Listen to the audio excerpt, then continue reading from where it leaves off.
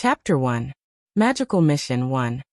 This is your reward for going to North Africa.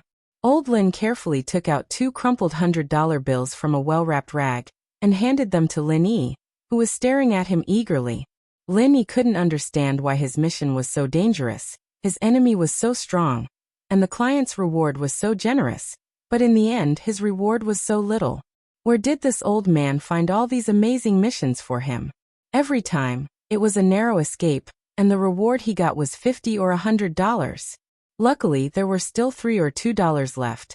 Every time he thought about it, Lin Yi wanted to cry. Receiving the $200 that he traded his life for, Lin Yi wanted to curse the most. Motherfucker. Even though he was an orphan and didn't have a mother since he was young, he learned martial arts from old Lin, who raised him for 15 years and studied for 15 years. No matter what, he could be considered well-versed in both literature and martial arts, right? In ancient times, he would have been a top scholar in both literature and martial arts, but now he was being ordered around like a laborer. When would this day ever come to an end? He heard that building houses in the city could earn tens of thousands of dollars a year, but he only earned $1,000 or $800 a year, even though he was hovering between life and death every day. Old man, you're not messing with me, are you? $200? I really wonder if you're deducting my reward? This wasn't the first time Lin Yi had suspected this, but the old man wore the same clothes and ate the same food as him, and didn't look like a rich person. It's good enough to get paid. Do you think money is so easy to earn nowadays? Old Lin rolled his puffy eyes and said unhappily, What? You don't want it? If you don't want it, then give it back to me. I haven't been to Widow Wong's snack shop in a long time. Oh. Lin Yi really wanted to beat the old man in front of him, but he knew that if he did, he would only get beaten up. Lin Yi had no idea how powerful old Lin's martial arts were. He only knew that old Lin never used his full strength when he trained with him. Just as his kung fu improved by a level, he suddenly found that the old man had also improved by a level, and he was still defeated by him. All right, you've had enough experience over the years. It's about time for that big event. Old man Lin didn't even bat an eyelid as he sat cross-legged on the brick bed, munching on a plate of fennel beans in front of him. If you complete this mission well, you won't have to worry about food and drink for the rest of your life. Really? Lin Yi knew that he had been picked up by the old man when he was 3 years old. Since then he had been learning kung fu, medicine, and knowledge from the outside world from the old man in order to do something big. However, Lin Yi doubted whether the reward for this big thing was as much as the old man had said. One task was enough for him to eat for the rest of his life. When have I ever lied to you? Old Lin tossed another fennel bean into his mouth. Are you coming or not? If not, I'll get someone else. Of course I'll go, Lin Yi said. Only an idiot wouldn't go for something this good. One mission was enough for him to eat for the rest of his life. He wouldn't have to live like this anymore. Even if it was a tiger's den, it would be worth it. Alright then go. Go to Songshan Pingzhan Industries. Find someone called Pingzhan. He'll tell you what to do next. Old Lin's lips curled into an almost imperceptible smile. But you have to think this through. Once you accept this mission, you have to finish it. You can't back out in the middle. Why? Why don't you let me run when there's danger? Lin Yi wasn't a one-track-minded person. He wouldn't do something even if he knew it would kill him. Lily, I've raised you for 15 years. I've provided for you to eat, to drink, to buy you a laptop, to buy you a 3G network card. The old man rolled his eyes and started nagging. Why do you have so many questions when I ask you to do something? Don't force me. Fuck. Lin Yi was pissed off at the old man's words.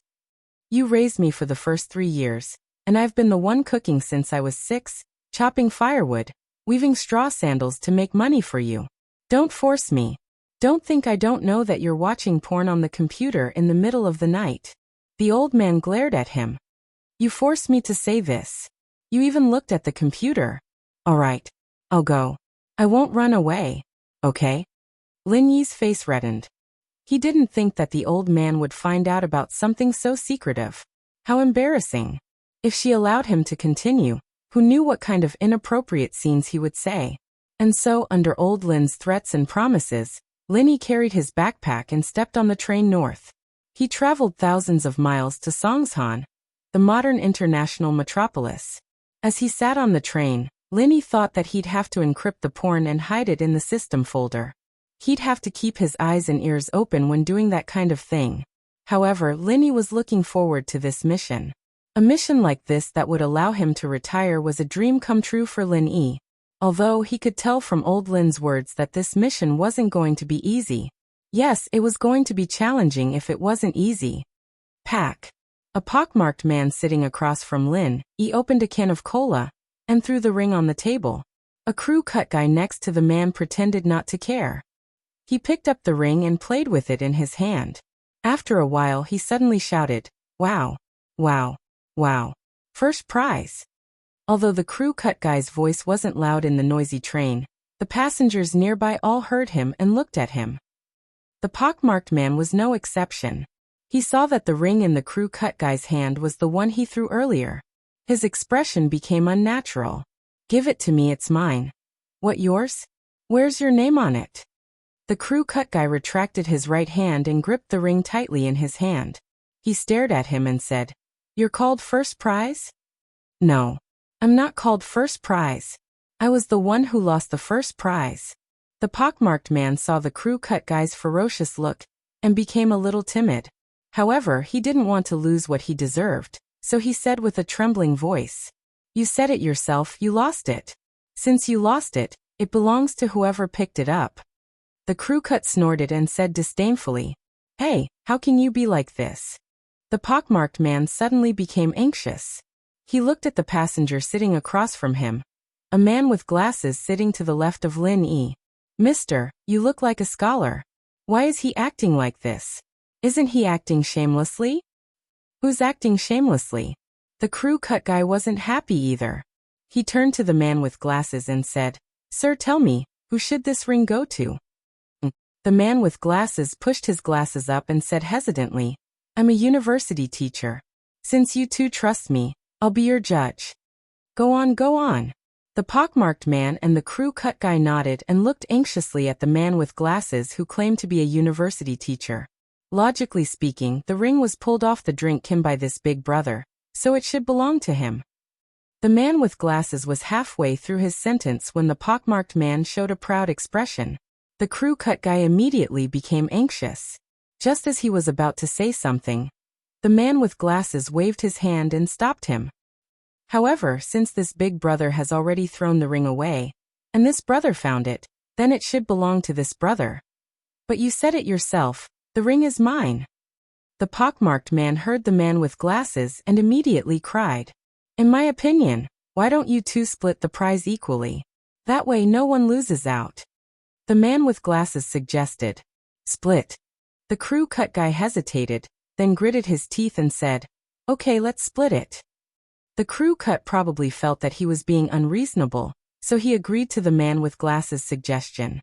The pockmarked man saw that the ring was in the crew cut's hand. If he didn't agree, he might not get anything. It was better to split it in half, so he nodded in agreement.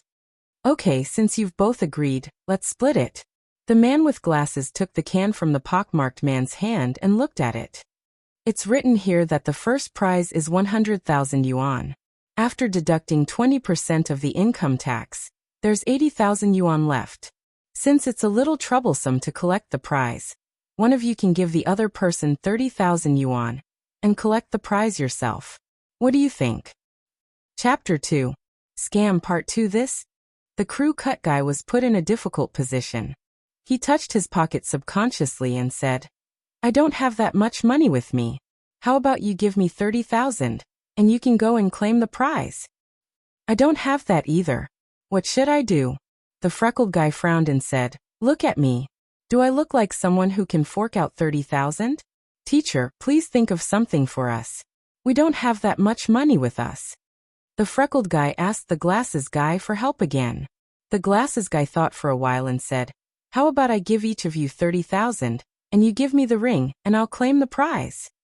The freckled guy and the crew cut guy looked at each other. They felt that they could still get 30,000 each, so they agreed. "Okay, let's do that." The bespectacled man suddenly revealed a look of delight. Then he took his briefcase and began to look for money, At first, his expression was still very happy. However, as the speed at which he rummaged through the bag increased, the man's expression became uglier and uglier. Beads of sweat began to seep from his forehead. Finally, he sighed and said, "Oh no, I didn't bring much money when I went out today. I only have 30,000 yuan. You guys won't sell it either. I'm so unlucky to see the money disappear just like that." The freckled guy and the crew cut guy were dumbfounded. The glasses guy didn't bring any money, and neither did they. How were they going to split the prize? The freckled guy couldn't sit still anymore. "Teacher, you're knowledgeable and cultured. Please help us think of something." "Sai, how about this? Ask someone else," the glasses guy said and turned his face to Lin Yi. "Young man, this is a golden opportunity to get rich. Do you have money? Give each of them 30,000 first, then you take the ring and claim the prize. You'll earn 20,000 in one go. Is there a better way to make money than this? If it weren't for the fact that I didn't bring any money, I would have done this myself." Previously, Lin Yi had been coldly watching the three of them acting. It was obvious that the three of them were in cahoots. The pockmarked man was party A, the crew cut was party B, and the bespectacled man was supporting them. Although Lin Yi grew up in the mountains, he was not a fool. Don't be fooled by his rustic attire. In terms of knowledge, not many people were his match, let alone these three scammers. "Me."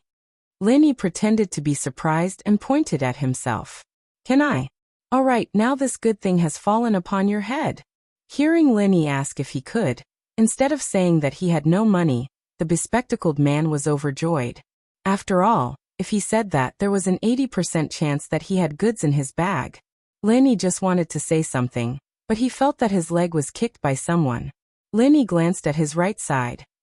It was a very beautiful girl who was about the same age as Lin Yi. Her hair was like water, and her skin was white. Although she didn't stand up, according to Lin Yi's visual estimation, the girl was at least about 1.65 meters tall. She was considered tall. After getting on the train, she listened to the MP3 quietly. Lin Yi wanted to strike up a conversation with her to relieve boredom on the way. But the girl had been wearing earplugs, so Lin Yi couldn't do anything. At this moment, the girl was looking at Lin Yi anxiously. She wanted to say something, but she had some scruples. She could only hint to Lin Yi with her eyes. Lin Yi naturally knew what the girl meant. She didn't want him to be fooled. Lin Yi's heart suddenly warmed. Didn't they say that people in big cities were very indifferent? When they saw that it had nothing to do with them, they would just ignore it. The girl could remind me, which means that she has a good heart. Therefore, the girl's image in Lin Yi's mind suddenly increased a few points. It was important for a girl to be beautiful, but if she was vicious, then it was useless to be beautiful. This was Lin Yi's standard for judging girls. Cough cough. The girl with the crew cut opposite the girl seemed to notice the girl's behavior. She suddenly coughed loudly and glared at the girl. The girl was scared and lowered her head. Of course, these small details naturally couldn't escape Lin Yi's eyes. However, Lin Yi was bored on the journey. He had a stomach full of anger with the old man at home. He had nowhere to vent it. Just a few fools came to the door. How could Lin Yi miss this opportunity to tease them? However, although the girl lowered her head, she still kicked Lin Yi with her feet to warn him. However, Lin Yi didn't seem to feel it. He was not moved at all. "I only have 49,000. I don't have that much." Lin Yi pretended to be honest and said truthfully. When the pockmarked face and the crew cut opposite heard that Lin Yi had 49,000, their eyes suddenly shot a brilliant light. However, their faces were still bitter. "It's only 49,000. Isn't it a little less? How much can we each get?" 49,000 divided by 2 is 24,500. The crew cut calculated. 24,500? It's not bad. I agree. What about you? After the pockmarked face listened, he nodded quickly. Okay, since you agree, then I also agree. The crew cut nodded and said, "Give me the money." Lin Yi opened his backpack and took out a small bag wrapped in newspaper. He opened it layer by layer and revealed 5 stacks of banknotes. "This is 49,000. That's all. You guys count it," Lin Yi said very honestly. "You guys give me the ring pull." This money was the living expenses that the old man gave to Lin Yi for the next years. In the past few years, Lin Yi had earned a lot of money for the old man. For example, the assassination mission in North Africa last time. According to international practice, he should have been paid at least a few $100,000. However, before he left, the old man rummaged through a broken bag and found this 49,000 yuan. He claimed that this was all the money he had at home and asked him to use it sparingly. This made Lin Yi very depressed. Was the old man really poor, or was he pretending to be poor? However, it didn't seem like he was pretending. The old man ate the same as me every day. I didn't see him enjoying anything. Could it be that I overestimated the rewards of those missions? Okay. The pockmarked face and the crew cut were like hungry wolves. They divided the banknotes in front of them and passed the ring to Lin Yi. Lin Yi carefully kept the ring on his body, afraid to lose it. He was as careful as a treasure. Seeing that the three scammers had succeeded, the girl sitting next to Lin Yi sighed helplessly. Looking at Lin Yi's excited face, the girl really didn't know what to say. Chapter 3. Wang Xinyan 2. The girl stopped kicking Lin Yi's leg and leaned against the window, listening to her MP3 player. We have arrived at Songshan Station. Passengers, please get ready. We will stop for 15 minutes. The train announced the arrival of the station, and Lin Yi started packing his luggage to get off the train. To his surprise, the girl beside him started packing as well. Evidently, she was going to get off at Songshan Station as well. When the girl stood up, Lin Yi gauged her with his eyes. His guess was correct. The girl was around 1.65 meters tall. After getting off the train, Lin Yi looked at the gorgeous buildings in the station in awe. He'd been here 10 years ago, but Songshan had changed a lot since then. Wait.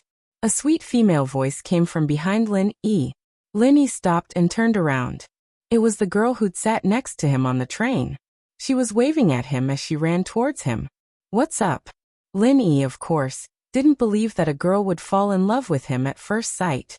He was handsome, but his attire was too tacky. Yellow pants and a white singlet, the same outfit as a migrant worker in the city.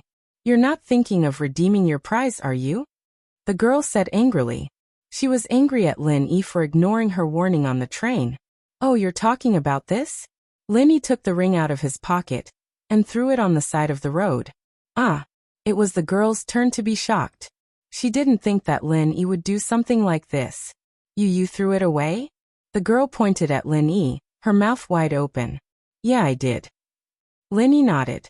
It's fake, there's no point in keeping it. You knew it was fake? The girl didn't understand what Lin Yi meant. She stared at Lin Yi dumbfounded. What was wrong with this guy? You know it's fake, but you still bought it? Was he crazy? Judging from his appearance, he didn't look like the kind of rich person with a bad taste. I know. Even if I didn't know, you reminded me on the train, Lin Yi said. Then why did you give them the money? The girl was anxious. What kind of person was this? Lin Yi smiled, took his backpack off his shoulder, unzipped it, and opened it in front of the girl. The girl looked at Lin Yi in surprise. Then, she lowered her head and looked into Lin Yi's backpack. She was shocked. There were 7 to 8 bundles of cash inside. Are you rich? Even if you have money, you can't just squander it, right? The girl didn't quite understand what Lin Yi meant. She thought that Lin Yi was showing off how rich he was. This is the money from just now, Lin Yi said.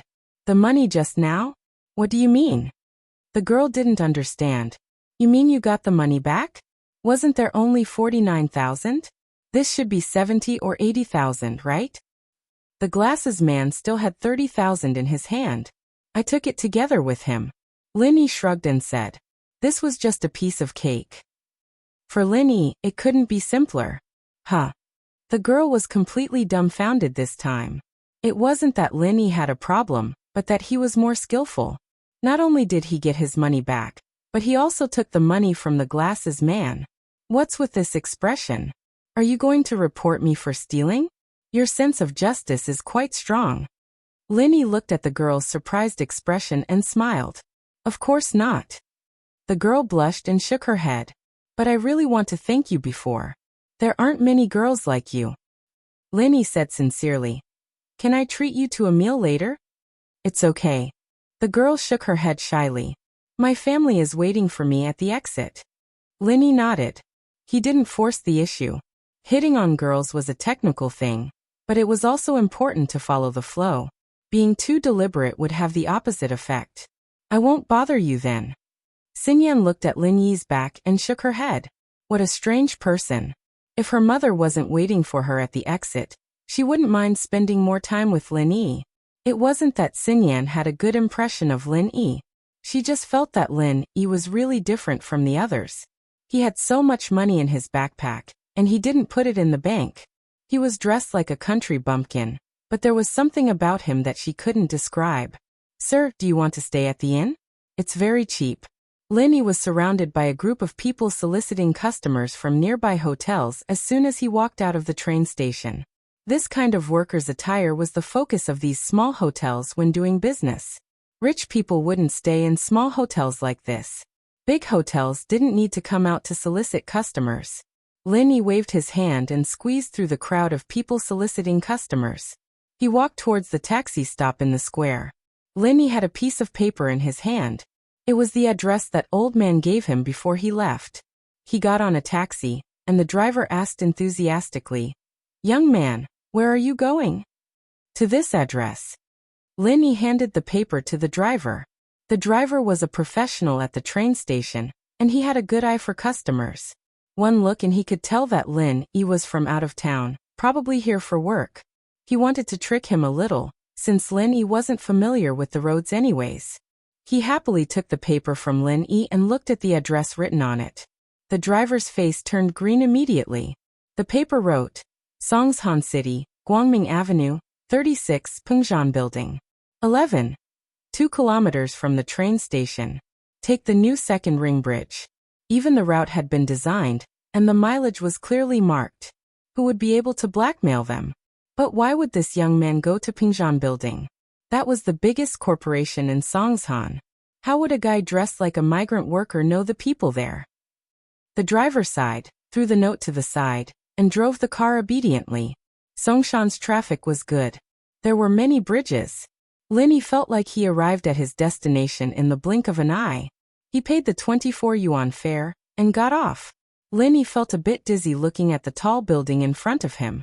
It seemed to be even taller than the mountain in his hometown. It seemed like his employer was rich. Maybe it was like what old man said. One mission could earn him a lifetime of money.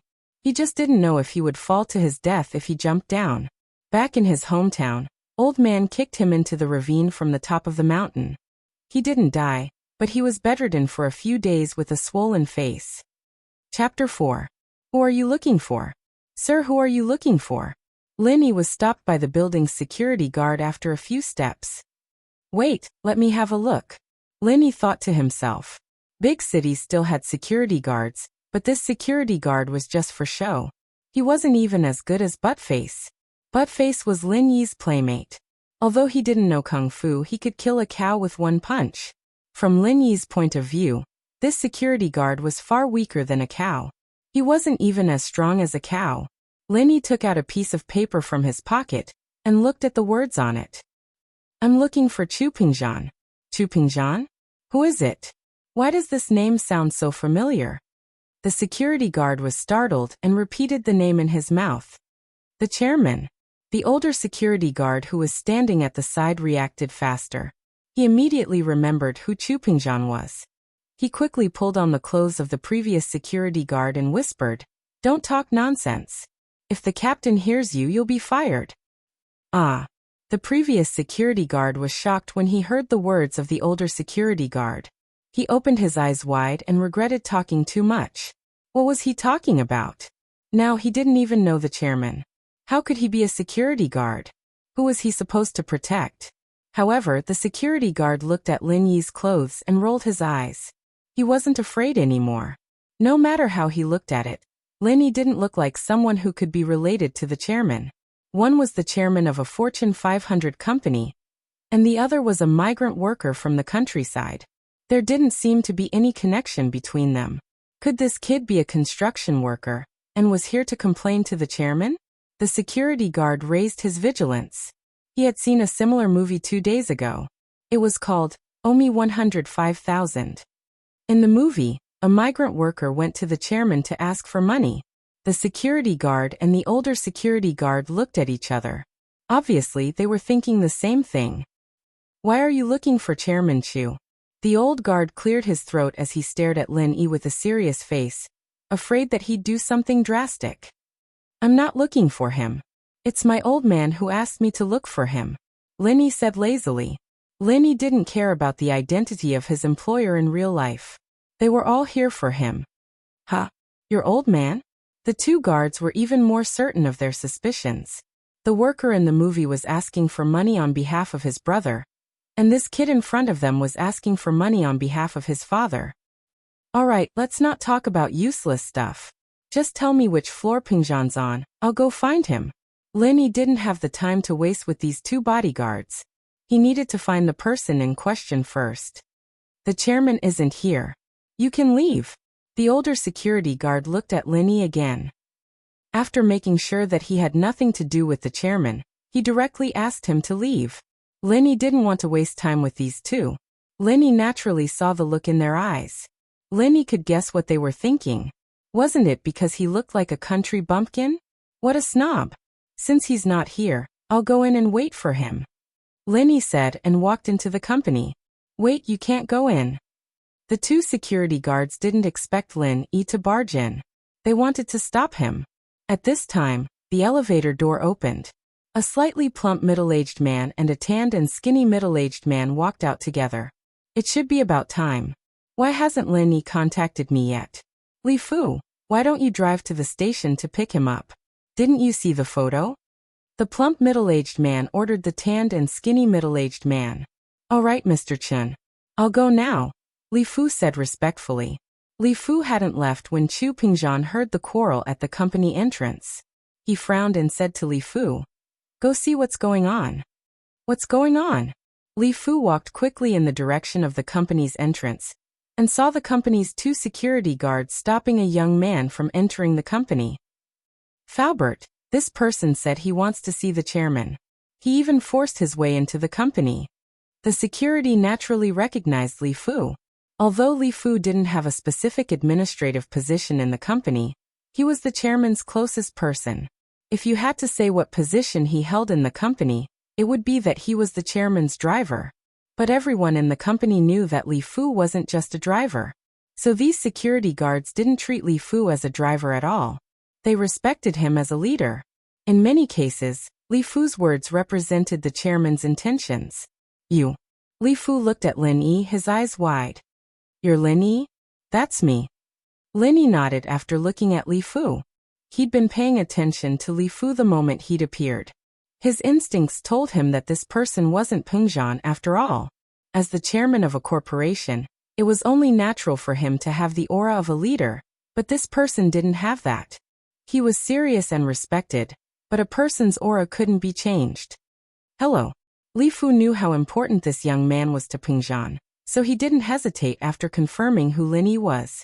He quickly extended his hand to shake Lin Yi's. I'm the secretary of the chairman, Li Fu. The chairman wanted me to pick you up at the train station. I didn't expect you to be here already. It's fine. I'll just treat it as getting familiar with the place. Lin Yi smiled and shook hands with Li Fu. This was Lin Yi's personality. He'd respect you if you respected him. Lin Yi felt a little embarrassed seeing Li Fu being so polite. The chairman is over there. Please come with me. We'll meet the chairman together. Li Fu made an inviting gesture before leading the way. The two security guards stared at Lin Yi's back, their mouths wide open. Is he really the chairman's guest? The security guard murmured in disbelief. Faubert came to pick him up personally. Naturally, there's no mistake about it. The old security guard sighed. We almost offended him. Luckily, Faubert came in time. If we really kicked him out, we'd be in big trouble. As Li Fu walked over, Lin Yi noticed a slightly plump middle-aged man not too far away. If he wasn't mistaken, this was the person he was supposed to meet, the chairman of Pingzhan Industries, Chu Pingzhan. Chapter 5. Chapter 05. Looking for a partner. Lin Yi nodded with a smile, shaking hands with Pingzhan naturally. Lin Yi handled this sort of social etiquette with ease. Nice to meet you, Mr. Chu. Lin Yi was flattered by Peng Zhan's friendliness. It was the first time he'd met such a friendly employer. He was here to carry out a mission, but the chairman of a listed company in the world's top 500 was treating him this way. Lin Yi was curious. Why did it feel like they were meeting on the same level? Mr. Lin, I understand that it might be difficult for you to lower yourself to do something like this, Peng Zhan said after some hesitation. Peng Zhan's words were getting more and more ridiculous, and even someone as thick-skinned as Lin Yi couldn't help but feel embarrassed. I don't need to lower myself. I only earn a couple hundred a month weaving straw sandals at home, and my old man said that this mission is enough for me to live the rest of my life. Lin Yi thought to himself. This employer sure was nice, treating him so politely when he asked him to do something. He wasn't like other people who'd start gossiping after paying him. What? Straw sandals? Peng Zhan paused as he looked at Lin Yi. He wasn't mistaking him for someone else, was he? But what the hell was this guy talking about? Was Elder Lin making him weave straw sandals for a couple hundred a day? Peng Zhan was speechless. He'd heard some things about Lin Yi from his old man, and the reward for rescuing hostages in Africa alone was in the hundreds of millions of USD. How was he making straw sandals for money? Yeah, a pair of straw sandals can be sold for 4 kwai. 3 to 5 pairs a day would be a couple hundred a month. Lin Yi nodded. He too felt that something wasn't quite right. The old man didn't seem like a poor man, did he? Peng Zhan couldn't care less about other people's personal business. He shook his head helplessly after hearing Lin Yi's words. Your salary from now on will be 30,000 a month. This includes your school fees and daily expenses. Of course, the money you spend on my daughter will be reimbursed by Li Fu. 30,000? Didn't the old man say it was a few thousand?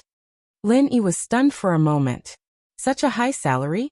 If he had known this would happen, he wouldn't have brought so much money. He didn't have to see the old man's painful face. Lin Yi remembered the scene when he got the 49,000 yuan from the old man. Wait, Mr. Chu, what did you just say? Going to school? Tuition and fees? And the money spent on your daughter? What did that mean? I don't understand. Lin Yi was puzzled. What did Peng Zhan mean by that? Wasn't he here to carry out a mission? Oh. Didn't old Master Lin tell you before? Please come over here. Let's discuss the details upstairs. Peng Zhan smiled faintly as he gestured for Lin Yi to follow him to the elevator. After all, Peng Zhan was his employer now, and the salary he gave him wasn't low at all. Lin Yi didn't understand what Peng Zhan was talking about, but he had seen his fair share of strange missions over the years. So Lin Yi slowed down his pace when he walked with Peng Zhan, making himself look like he was following behind him. Peng Zhan, however, was intentionally walking at the same pace as Lin Yi. Lin Yi naturally noticed it. Why did he feel that Peng Zhan's attitude towards him was a little too friendly? Lin Yi was curious, but he didn't ask. After all, it was his first time meeting Peng Zhan. They weren't very familiar with each other, and some things were better left unsaid. He'd figure it out as time went on. Peng Zhan's office was located on the top floor of Peng Zhan's skyscraper. It was 200 square meters big, and one of the walls was covered with floor-to-ceiling windows. Faubert walked out after inviting Peng Zhan and Lin Yi into the office, ordering Xiao Yu to pour some tea for them. Mr. Lin, what would you like to drink? Xiao Yu had learned of Lin Yi's surname from Faubert. Water, please. Lin Yi drank water the most at home, and it was the same when he came out. Xiao Yu paused but still smiled. All right, please wait a moment. As for what the chairman wanted to drink, she didn't even need to ask. It was the same every day. Mr. Lin, starting tomorrow, Faubert will arrange for you to enter Songshan's first school's 12th grade class 5. You'll be in the same class as my daughter Ming Yao. You'll go to school with her, take care of her life, and help her with her homework. In other words, you'll be her companion. I've been too busy with my business these past few years, and I feel guilty for not taking care of my daughter. I want to find someone she can talk to and care for her. This is the real reason why I asked you to come. You're around the same age as her, and we're both young men. We should have some common topics, right? Peng Zhan smiled. Lin Yi was stunned. What did he mean by finding someone she could talk to? Care for her? Common topics? It couldn't be, could it? Was this the mission that could feed him for a lifetime? Why did it sound like he was looking for a partner? Could it be that the girl had some sort of biological problem that prevented her from getting married, and was looking for him? Mr. Lin, what's wrong? Pengzhan seemed to know what Lin Yi was thinking when he saw the shock on his face. I thought that Elder Lin had already told you what you were supposed to do, but it seems like that's not the case? Mr. Chu, just call me Lin Yi. Mr. Lin's a little awkward. Lin Yi smiled bitterly. To be honest, I really didn't know what I was supposed to do. The old man only said that it was an important mission, and that if I did it well, I'd be able to feed him for a lifetime. Feed him for a lifetime? Pengzhan paused at Lin Yi's words before laughing out loud. Ha ha ha ha, that's right, Elder Lin wasn't lying to you. If you do it well, the reward will be enough for you to feed him for a lifetime. Lin Yi still didn't understand what Pengzhan wanted him to do. But what exactly is my mission? Didn't I tell you before? You'll accompany my daughter to school, and of course, you'll be responsible for her safety. Don't let anyone bully her. Pengzhan explained. Study companion? Babysitter? That was the only word Lin Yi could think of. You can think of it that way. That's the truth. Pengzhan nodded, not waiting for Lin Yi to say anything before handing a document to Lin Yi. This is the information on Songshan's first school. You can familiarize yourself with it. Lin Yi nodded helplessly as he took the document. Was this the super mission the old man was talking about? Damn it! Could it be that I've been tricked again? Just like that time in South America, the old man had told him that he was going to save someone. But how was it a person? It was a group of people. But no matter what, there was a high reward, and the danger level of the mission was relatively low. It was just that he felt like a lackey from a rich family, but it didn't matter. He'd just take it as a break. Songshan's first school was called Songshan's first school, but it was actually a private school a long time ago. The name hadn't been changed when it was bought over. Pengzhan's Pengzhan Industries was one of the 3 major shareholders of the school. No wonder he'd been able to get into this school so easily, even though he hadn't even gone to elementary school. Lin Yi hadn't gone to school before, but he knew from the internet how difficult it was for rural kids to go to school in the city. Alright, I'll do my job. Lin Yi nodded after looking through the document. Of course Mingyao's temper isn't too good, but she's a good kid. Pengzhan smiled bitterly. I believe that you'll be able to get along well with someone as outstanding as you. Get along? Lin Yi didn't expect to get along well with the Mississippi. It wasn't like they were dating, so what was the point of getting along well with her? Lin Yi, however, said, I'll try my best. Pengzhan seemed to have seen through Lin Yi's perfunctory attitude. He smiled faintly and called out to the door. Faubert, Yao Yao's almost out of school. Go get her and show Mr. Lin around. Mr. Chu, you can call me Lin Yi or Little Yi. Don't call me Mr. Lin, it's a bit awkward. Lin Yi said. Alright, I'll call you Yi then. No matter what, I'm still your elder, so you won't lose out. Don't call me Mr. Chu, just call me Uncle Chu. Pengzhan nodded, not bothering with the topic any longer. Chapter 6. Shield 1. There were many luxury cars in the parking lot, ranging from Mercedes-Benz to BMWs to luxury cars. Many of them were obviously private cars with flashy decorations on them. It was obvious that they were bought by the employees of Pengzhan Corporation.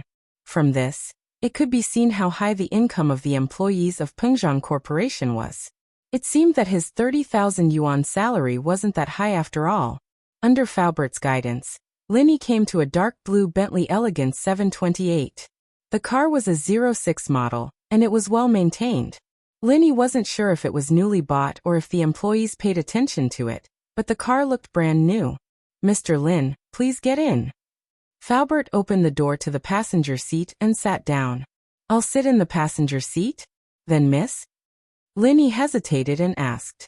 Miss always sits in the back row, Faubert said. She has a backpack, so it's inconvenient for her to sit in the front row. Lin Yi nodded and got in the car. Faubert drove the car slowly into the underground parking lot. When the car passed by the security post at the exit, the security guards immediately stood straight and watched the car leave with a serious expression. Faubert's driving skills were very skilled, but it was obvious that it was the normal type. It wasn't the same as what Lin Yi usually learned. Lin Yi was more inclined towards racing. It couldn't be helped, the old man at home had a famous saying. It's not your fault if you can't beat your opponent, but if you can't run away, then you deserve it. Therefore, Linny learned a lot of escaping skills. Although he only used these skills on his old man, in front of others, it was the others who ran away. Mr. Lin, do you know how to drive? Faubert looked at Lin E, who was sitting quietly beside him, and asked while waiting for the traffic light. Faubert was an old driver, and he was very accurate in judging people. Generally, when someone was sitting in the car, he could always judge whether this person could drive from some details. However, Linny obviously didn't have any special reaction, so Faubert asked. A little. Linny thought to himself. As a newcomer, it was better to be more humble. Do you have a license? Faubert didn't ask how far he could go if he knew a little. He knew that the boss trusted this person. Not yet. Linny shook his head. Although he knew how to drive and had even raced abroad, he didn't have a driver's license. I just turned 18, so I didn't have time to get one. Well, give me your ID card, I will help you get a driver's license so that if Mr. Chu and I have something to do, you can drive Miss to and from school. Faubert said. The car stopped near a luxurious-looking school, but they didn't go in. It was probably because the car was too eye-catching, and it wouldn't be good if other students saw it. From the information, Linny already knew that although Songshan's first high school was a private school, it wasn't the kind of school for the nobles. Instead, it was a key school for the entire province. Although there were some rich and powerful children who got in through connections, most of the students got in through their own ability. Because of the support of the three major corporations, Songshan's first high school was better than other schools in terms of hardware, and teaching resources. This was also the reason why the enrollment rate was 100%. In fact, Linny also understood that this 100% was definitely an exaggeration. Some rich kids didn't even know how to study, but they still got into university in the end. This was because of their family's power. The familiar bell rang, and Linny was a little lost. How many years had it been since he last heard this sound? But after a short moment of loss, Linny returned to normal and looked at the school field calmly. Not long after, students came out of the teaching building one after another.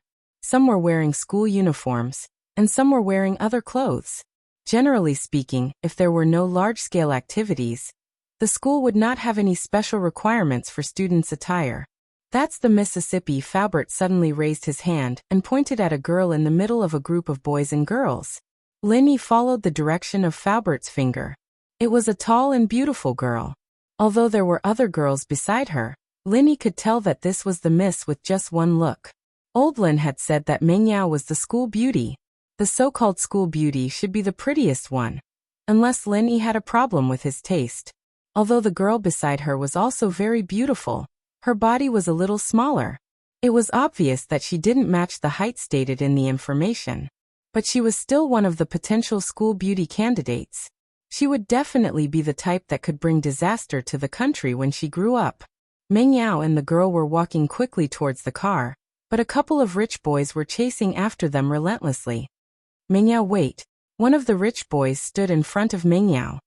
Meng Yao, my feelings for you are real. Please give me a chance. Meng Yao frowned and looked at the guy in front of her impatiently. Zhong Pingliang, you're so annoying. I told you already, I don't like you. Stop bothering me. But Pingliang wanted to say something else, but Meng Yao pushed him away, putting him on the side. Meng Yao walked over quickly and got in the car. The girl with her got in as well, which surprised Linny a little. This Zhong Pingliang, he's annoying me to death. Doesn't he get tired of pestering me every day? Meng Yao was still complaining after getting in the car when she suddenly raised her head and saw Lin Yi in the passenger seat. Who are you? Hi, I'm Lin Yi. Lin Yi tried his best to look cute. The miss didn't seem to have a good temper. Lin Yi? Faubert. What does he do? Meng Yao looked at Lin Yi confused. Miss Chu, this is Mr. Chu's study partner. Faubert introduced. Study partner? Who wants a study partner? Didn't I say I wanted a shield? Look at him. Who can he block? Meng Yao panicked. She looked at Lin Yi up and down. What the hell was this guy wearing? A tank top and torn pants. He looked like a migrant worker going to the city. Even migrant workers didn't look like this. Did he think they were singing a duet? Chapter 7. Chapter 07, Lin Yi's Handling Method. Mr. Chu said that Mr. Lin Yi's a multi-talented person, capable of both the pen and the sword. A mere shield wouldn't be a problem for him. Faubert explained quickly. Peng Zhan didn't tell Meng Yao some things because he didn't want her to worry, and he told Faubert not to tell her as well. Inviting Lin Yi was ostensibly to take care of Meng Yao's studies and life, but there was a deeper meaning behind it. It was related to a promise made by the older generation of the family. But it was obvious that Meng Yao wouldn't agree to a study partner out of the blue. But coincidentally, Meng Yao was tired of dealing with her pursuers, and so she went to Peng Zhan, asking him to hire a shield to help her fend off the flies around her. And so Peng Zhan used Lin Yi as a shield and recommended him to Meng Yao. But Faubert was regretting not bringing Lin Yi to a clothing store to dress him up. From what Faubert saw in Lin Yi's picture, Lin Yi looked quite spirited, but the style was a little too unique for the environment. Meng Yao couldn't see anything special about the man in front of her. He couldn't be some random migrant worker her father found from the labor market, could he? The girl beside Meng Yao covered her mouth and giggled. Lin Yi didn't look like someone who could be Meng Yao's shield no matter how she looked at him. Shoo, what are you laughing at? Meng Yao was already pissed off at her father's perfunctory attitude, and seeing her best friend giggling made her even angrier. She glared at her friend. Yushu stuck out her tongue at Meng Yao's scolding and shut her mouth, but kept her curious eyes on Lin Yi. Faubert, tell him to get off the car. I want a replacement. Meng Yao frowned. She really didn't want to argue on this topic any longer. Mr. Chu said that Mr. Lin Yi would definitely be able to do the job, and he's already signed the contract. Faubert was implying that there was nothing she could do about it. Peng Zhan had already made the decision for her, and there was nothing she could do about it. Meng Yao blinked her beautiful eyes, on the verge of tearing up. She really didn't know what her father was thinking. If that was the case, why didn't he just have a shield? Wouldn't she be a laughingstock if this person stayed by her side all the time? Meng Yao had wanted to tell the public that this shield was her boyfriend. After all, it was the best way to get rid of all the flies in the house. However, it seemed that it was impossible now. Even if she said that this bumpkin was her boyfriend, people had to believe her first. Zhong Pingliang would probably laugh his head off.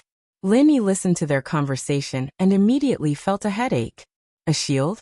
This girl wasn't really looking for a boyfriend, was she? No wonder Peng Zhan was acting weird when he talked to her. Could it be that she was looking for a son-in-law?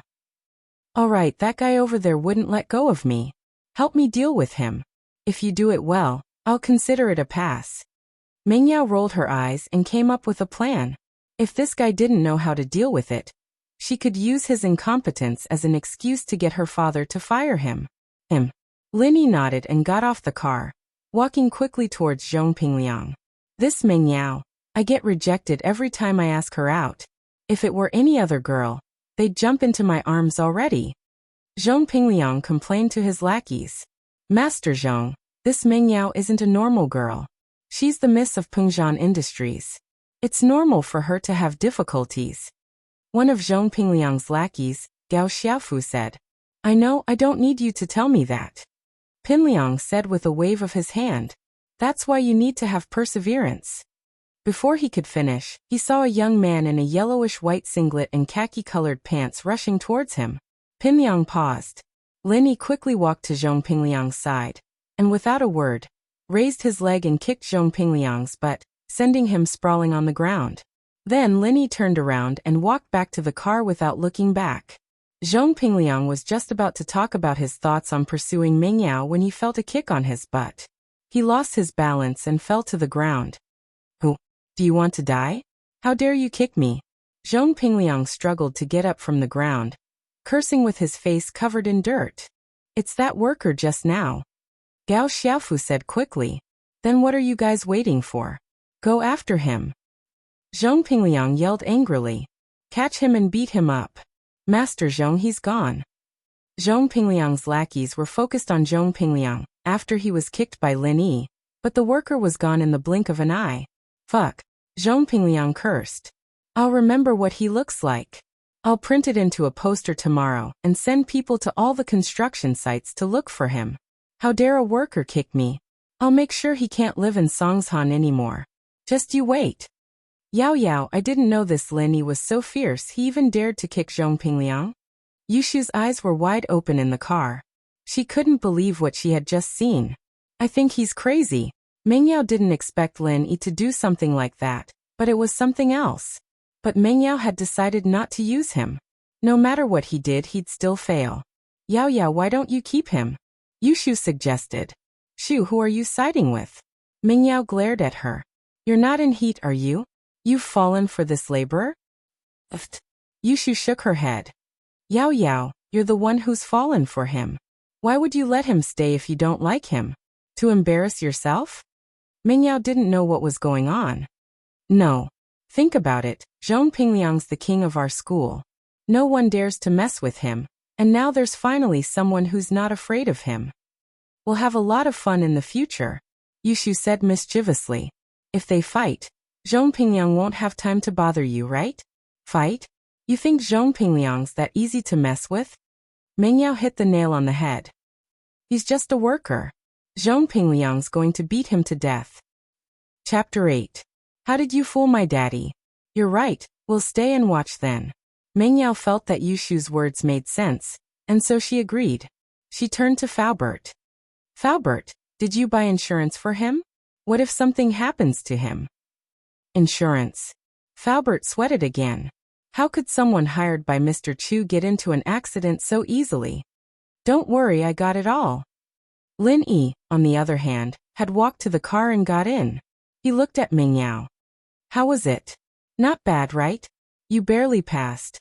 Mengyao humphed. Lin Yi smiled and went back to the driver's seat. He didn't say anything else. Experience and the internet had taught him that women often didn't mean what they said. Lin Yi wasn't going to argue with Mengyao. Mengyao was pissed when Lin Yi only smiled and didn't say anything else. She thought he'd say some words of gratitude. After all, with how competitive the society was right now, there were even university graduates who had to scavenge dung.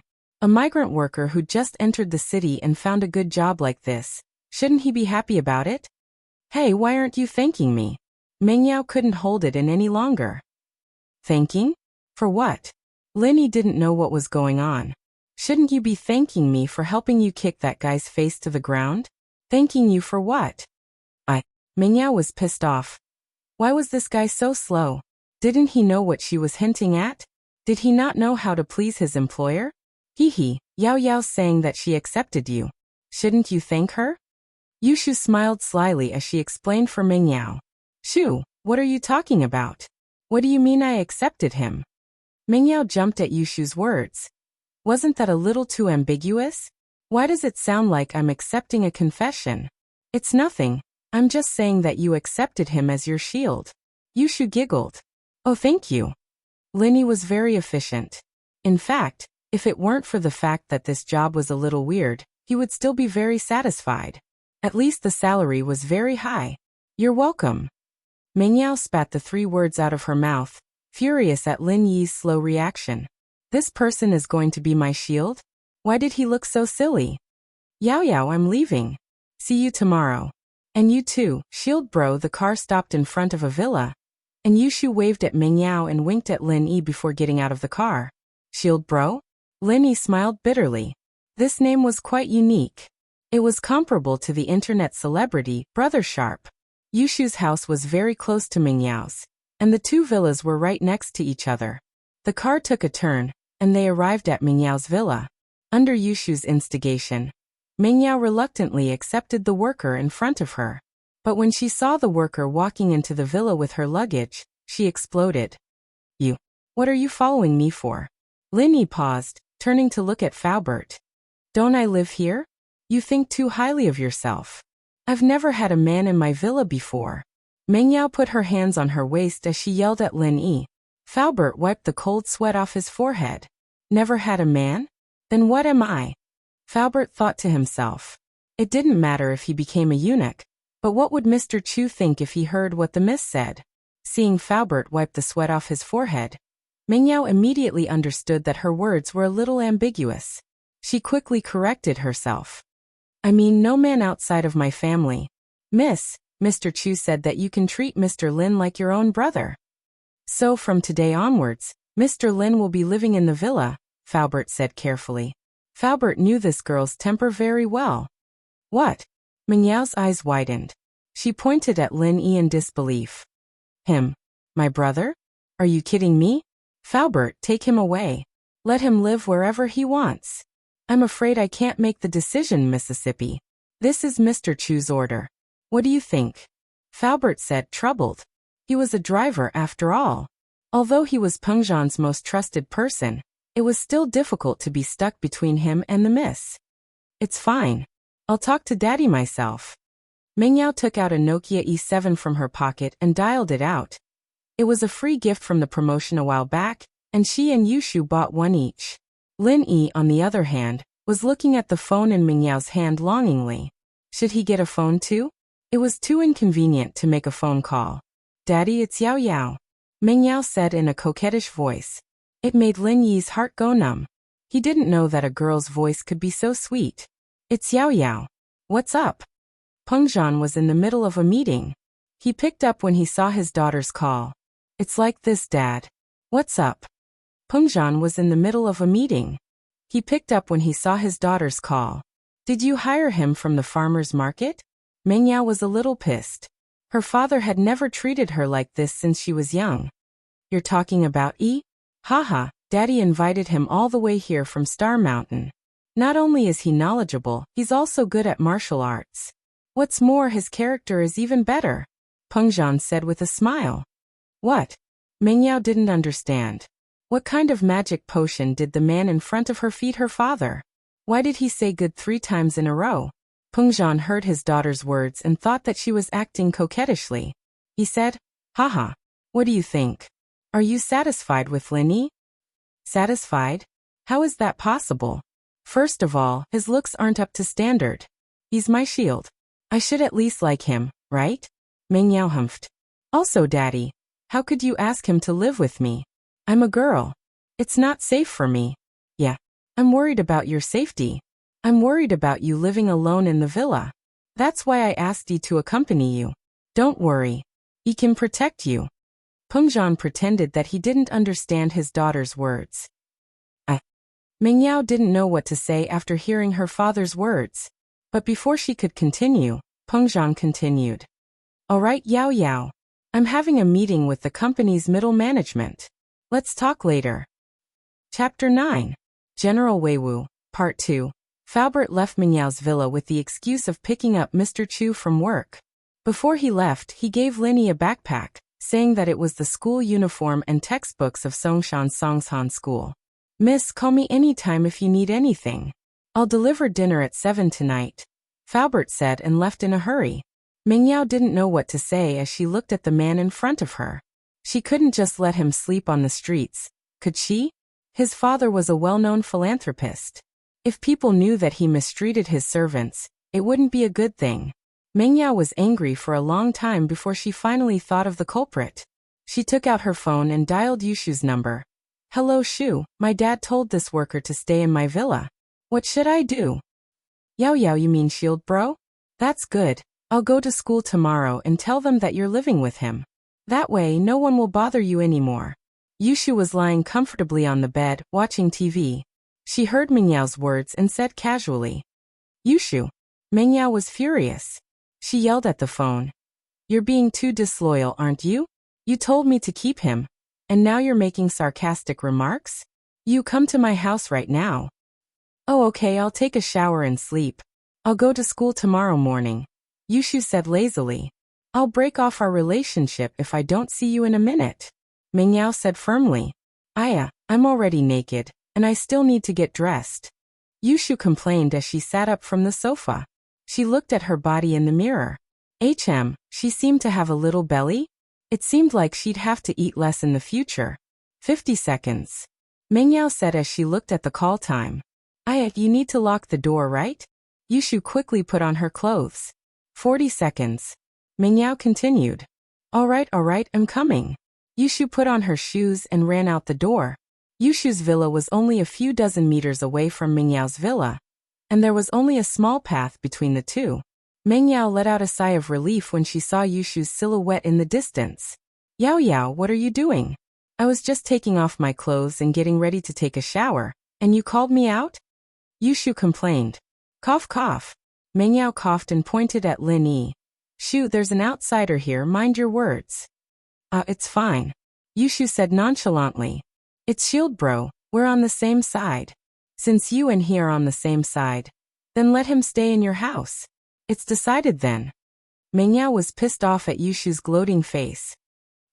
Yushu stuck her tongue out and smiled innocently. Yao Yao, you know me.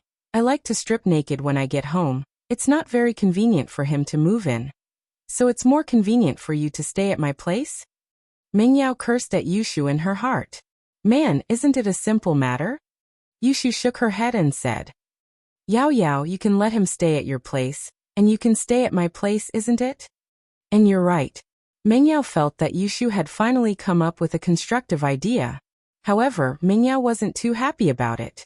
Letting a migrant worker stay in her villa? Why should she? Besides, what if he lost his things? No.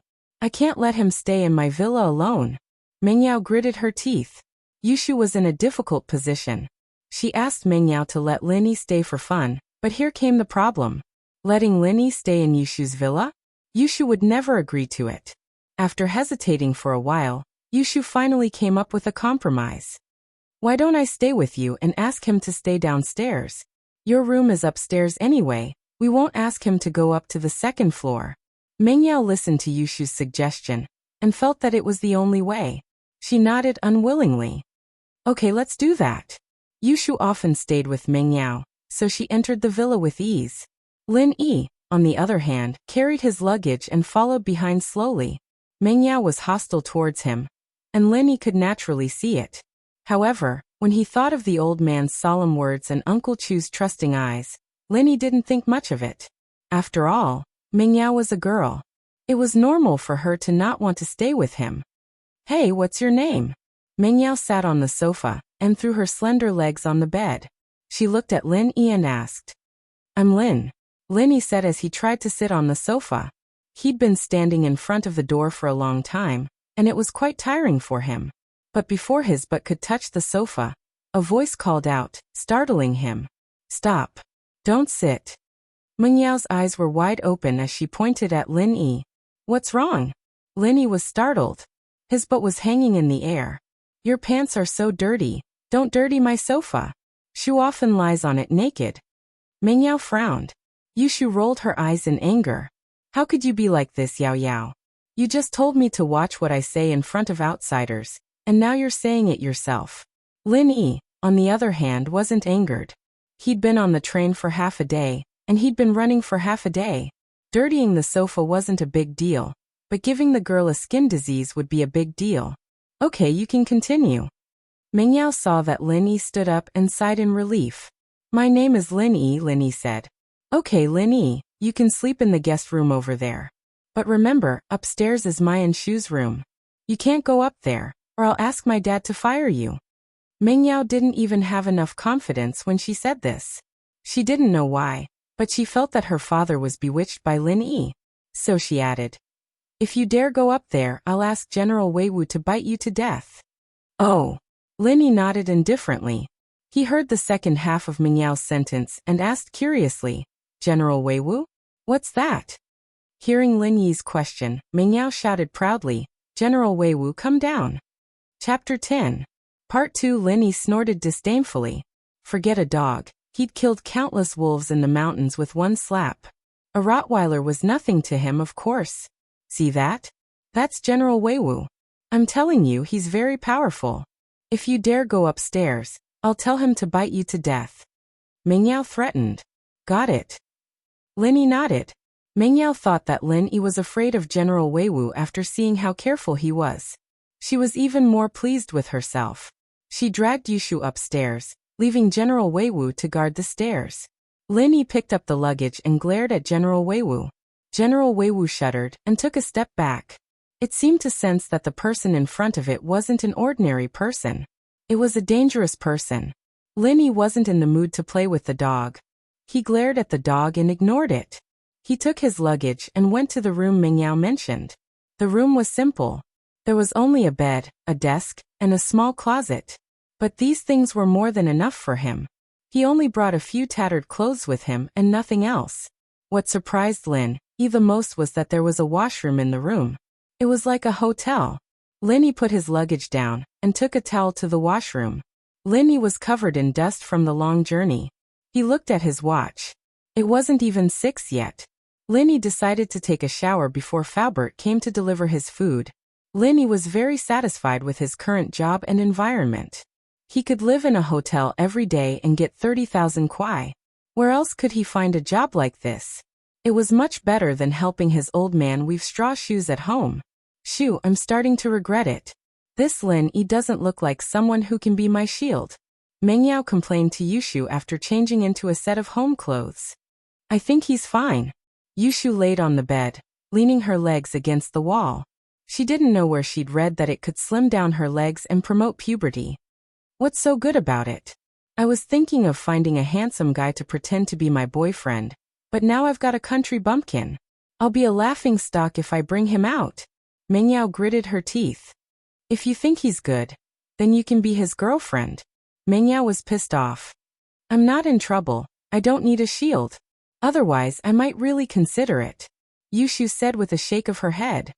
You have a brother who is an officer, who would dare to provoke you. If I had a brother who could break a tree with a kick, I wouldn't need to find a shield. Mengyao knew that Yushu was trying to piss her off on purpose, but who asked Yushu to have a brother while she didn't? Yao, how about, I ask my older brother to find you a god brother in the army? Yushu blinked. How about love, bro? Zhong Pingliang would have to stand aside then. Shoo. Mengyao's eyes went wide as she listened to Yushu's nonsense. What kind of stupid idea is this? You said you'd ask my father to find me a shield, but, look at him, who did you get? How can he be a shield? And now you're giving me this stupid idea, love bro? That's disgusting. Alright, I'll stop talking. Yushu quickly shut her mouth when she saw that Mengyao was really angry. She was right. She was the one who gave Mengyao the idea of finding a shield, but now that the person wasn't to her liking, she had to bear some responsibility as well. Linny had just showered when Faubert came to deliver dinner. He looked through his suitcase, but there wasn't a single decent piece of clothing. Linny couldn't help but complain about how stingy the old man was. Couldn't he just buy him some new clothes? Mengyao would probably think that he was wearing dirty clothes when he went out, and he wouldn't even be able to sit on the sofa. With no other choice, Linny opened the bag Faubert gave him and put on his school uniform. Both Mengyao and Yushu were taken aback by Lin Yi's new look. He'd been unkempt before, wearing a tattered singlet and underpants, but now that he'd showered, he looked like a gentleman. Paired with the school uniform, he looked like a completely different person from the migrant worker he used to be. Her first impression of Lin Yi, however, was simply too bad. Mengyao would never admit that Lin Yi was a handsome guy, no matter what. She could only say that he was stronger and more pleasing to the eye than before. Faubert brought over 4 dishes and a soup. Yuxiang shredded pork, Sichuan poached fish, stir-fried cabbage, and black fungus with spinach. The soup was shiitake mushroom soup. The combination of meat and vegetables was perfect. It had been a long time since Lin Yi had such delicious food. Seeing that Faubert had also prepared his own lunchbox, he happily took it and sat at the table. Lin Yi was just about to pick up his chopsticks when Mengyao objected. What are you doing? Shu and I haven't eaten yet, and you want to eat first? From now on, Shu and I will eat first, and you can eat if we don't want to. With that, she turned around and went to the kitchen. She had a habit of using silverware when she was young. It was a habit she developed when she lived with her grandpa. So in the disinfection cabinet in the kitchen, there was a set of silverware that Mengyao specially used. Lin Yi could only smile bitterly at Mengyao's domineering attitude. He put away his chopsticks and looked at the food on the table.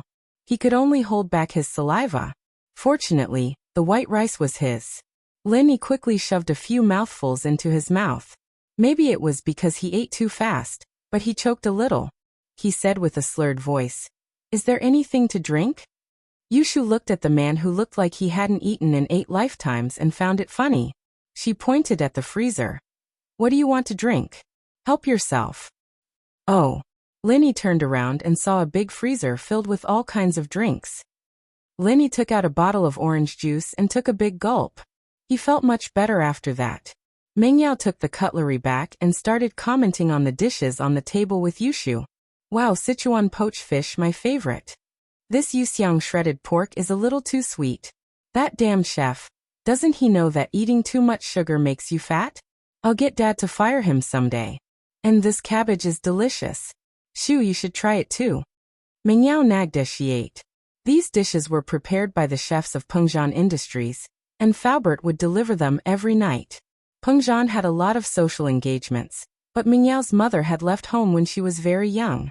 Mingyao didn't know why, but her father refused to tell her every time she mentioned it to him. Chapter 11. Chapter 11. Indirect Kiss. Yuxiang shredded pork for you. Yushu tasted the fish-flavored pork after hearing Mingyao's words. It was on the sweet side. She'd been on a diet lately, and she couldn't possibly eat sweets. She pushed the plate to Lin Yi. Lin Yi, on the other hand, didn't care if it was sour or sweet, as long as there was meat to eat. He hadn't eaten anything the whole day, so Lin Yi took the plate and started wolfing it down. The taste wasn't bad at all, much better than Widow Wang's snack shop at the head of the village. Be it the colors or the ingredients, they were all very meticulous. How could Widow Wang's sweet and sour pork compare? Wasn't this miss from a rich family a little too picky? Mingyao picked up a piece of boiled fish and put it in her mouth, tasting it. Her face was red from the spiciness, and she couldn't stop panting as she fanned her mouth with her hand. It's so spicy, but it's so good. Where's the water? Where's the water? Mingyao turned around and saw the orange juice on the table. She picked it up and gulped it down, finishing half the bottle in one go before putting it down. Yet it feels so much better now.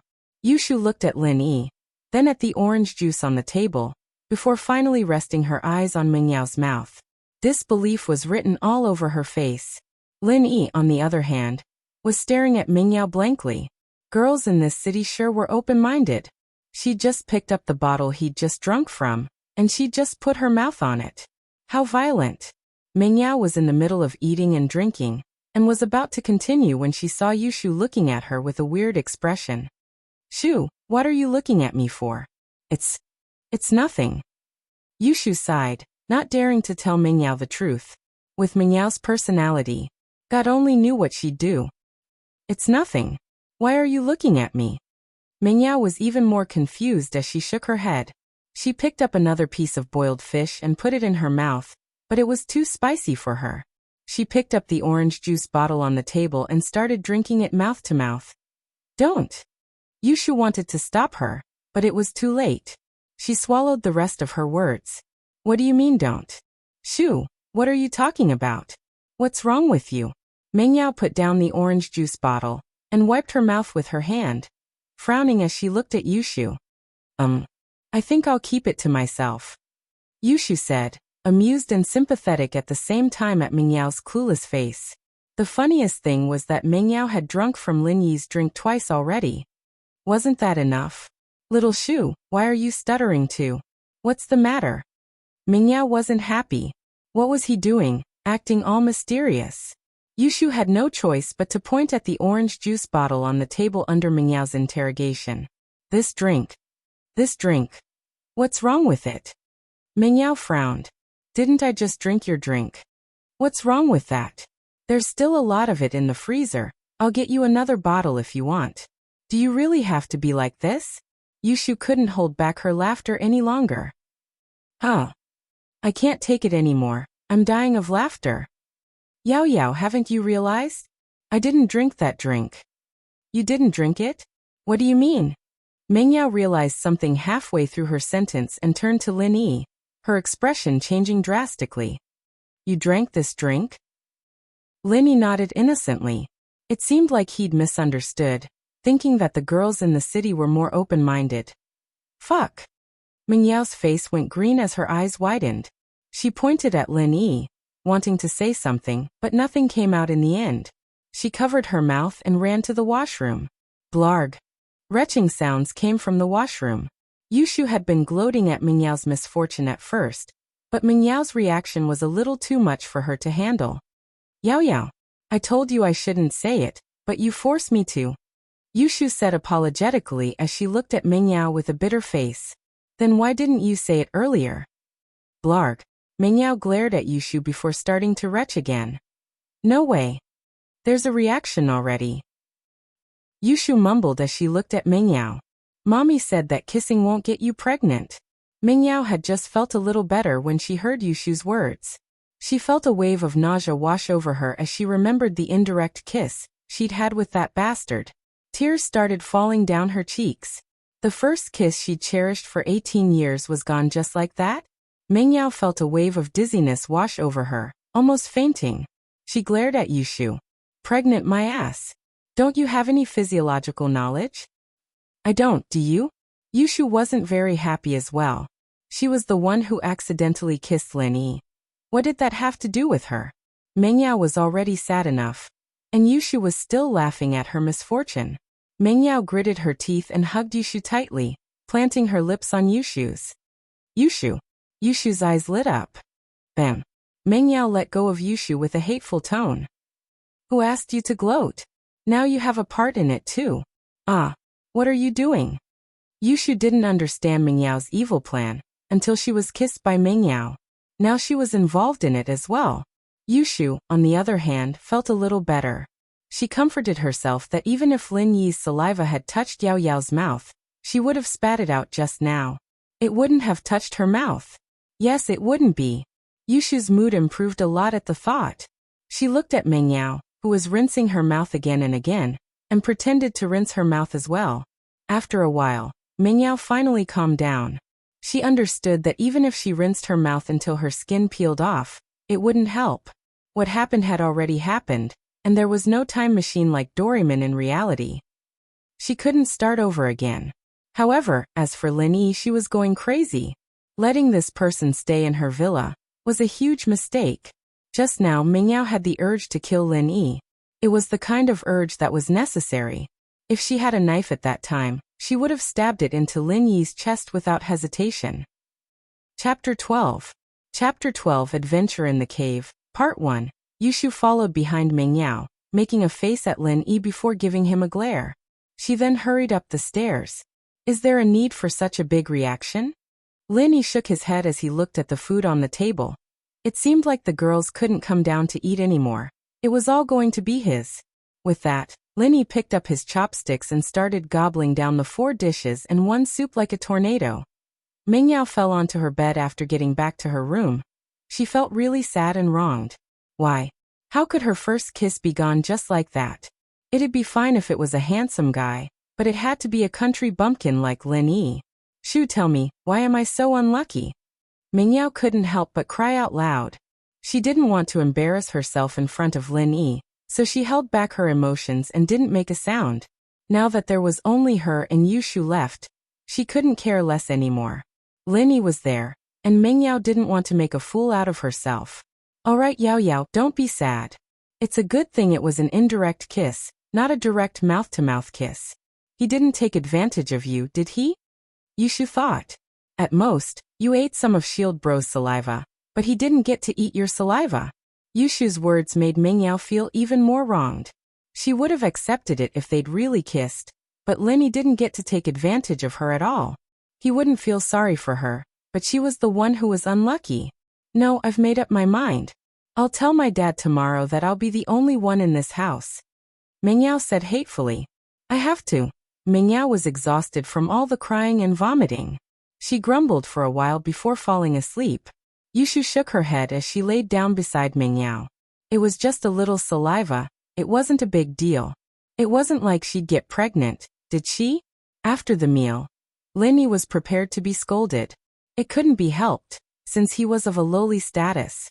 If this was the old society, he'd be a servant, and if he pissed off the miss, he'd probably be punished. However, after waiting for a long time, no one came down. Lin Yi cleaned up the lunch boxes on the table and returned to his room. It was already 9, and Ming Yao and the others were probably asleep by now. After washing his face and brushing his teeth, Lin Yi locked the door and sat on the bed to practice the art of dragon mastery. The origin of this cultivation technique was very special. He had found it in a cave. He remembered that it was when he was 8 years old. On a full moon night, the old man called Lin Yi to the top of the West Star Mountain to test his recent progress in martial arts. Lin Yi didn't understand why the old man called him to the top of the mountain to test his martial arts in the middle of the night, but under the old man's constant pressure, Lin Yi obediently went to the top of the mountain with the old man. However, after 2 moves, Lin Yi clearly felt that something was wrong. The old man wasn't testing him, he was killing him. Lin Yi was about to say something when he felt a huge force on his butt. The old man had kicked him down the valley with a vicious kick. Lin Yi only felt the wind whooshing in his ears, and he felt like he was flying in the air like Ultraman in an anime. After a long time, Lin Yi fell heavily on the ground with a bang. Lin Yi felt like his bones were about to fall apart. Although the old man had soaked his body in traditional Chinese medicine every day since he was 3 years old to improve his bones and physique, falling from such a high mountain still made Lin Yi dizzy and faint. Looking at the direction where Lin Yi fell, old Lin shook his head and sighed. Lin Yi, it's not that I'm cruel, but it's a once-in-a-lifetime opportunity. The cave door only opens once every 5 years on the mid-autumn full moon.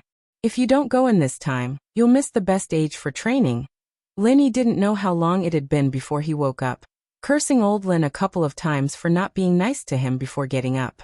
There was no helping it. There was no point in cursing at this time. Lin Yi first checked his body and found that there was nothing wrong with it before standing up. However, the scene in front of him shocked Lin Yi. In front of him was a huge mountain gate with a simple design but a majestic aura. The vermilion paint glistened under the moonlight, and the golden door knocker on it gave off a dazzling brilliance. This was like the residence of the gods in the myths. On top of the giant door there was a plaque with 4 words written on it. Xianyuan Cave Mansion. What is this place? Lin Yi's breathing became a little rushed.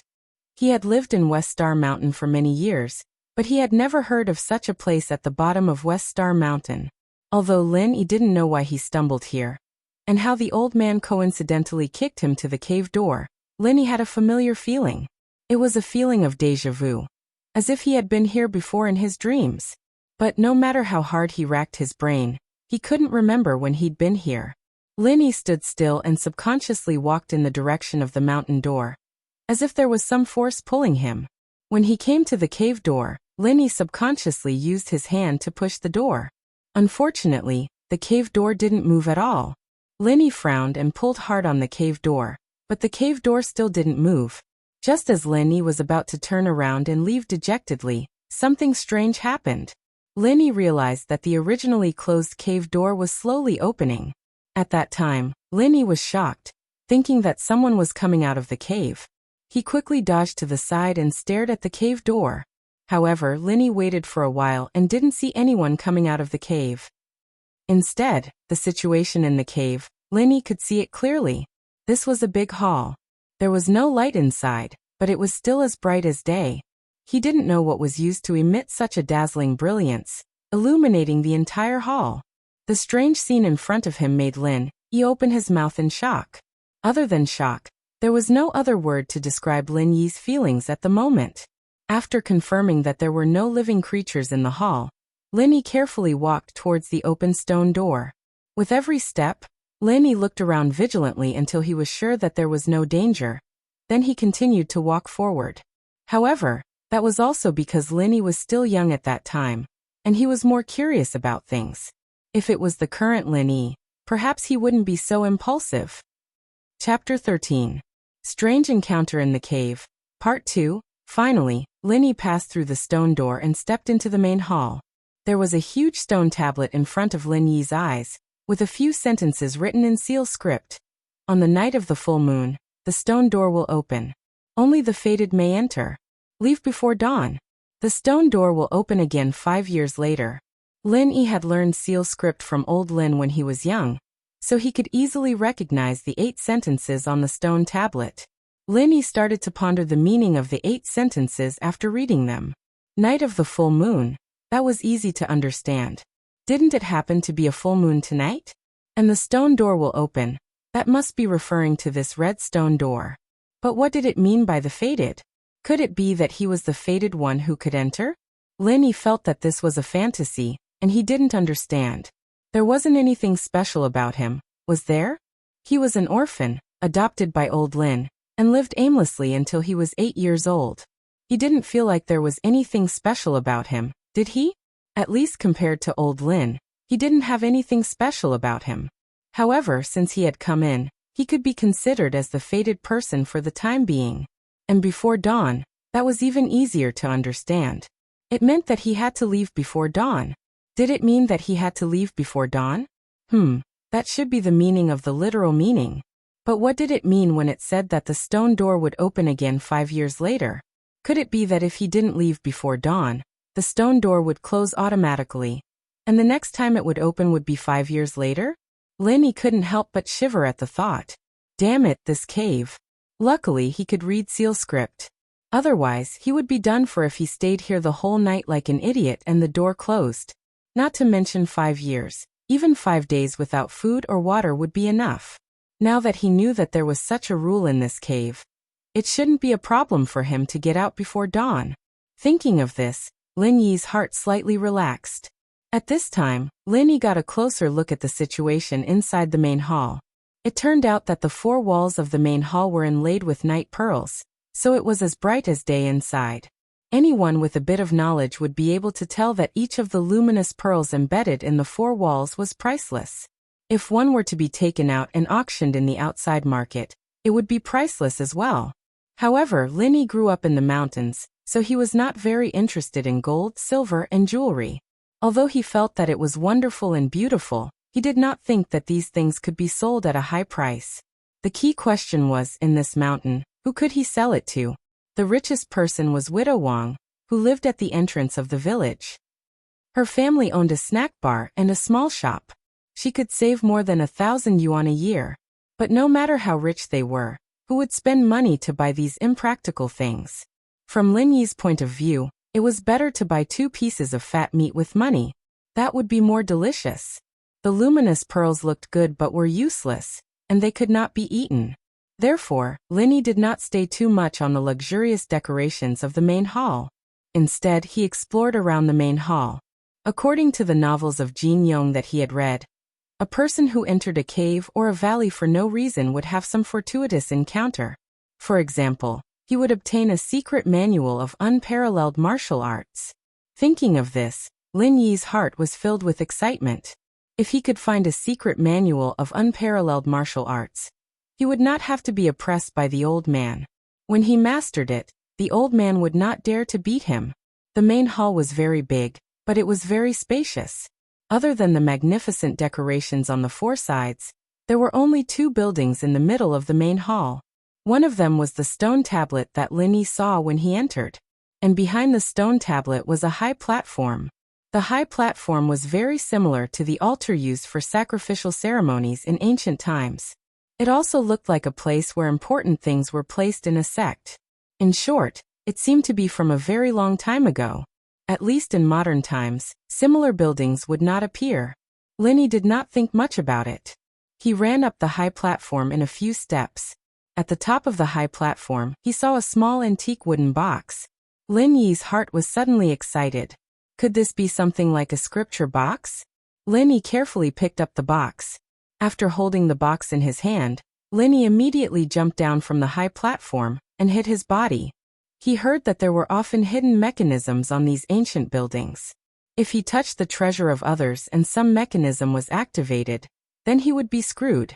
However, after waiting for a long time, Lin Yi did not see anything special happening. Only then did he secretly let out a sigh of relief.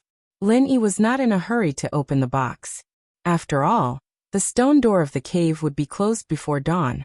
The box could be opened when he returned home. Now Lin Yi decided to use the remaining time to explore this cave again. Bypassing the high platform, Lin Yi was surprised to find that there was actually a stone door behind the high platform.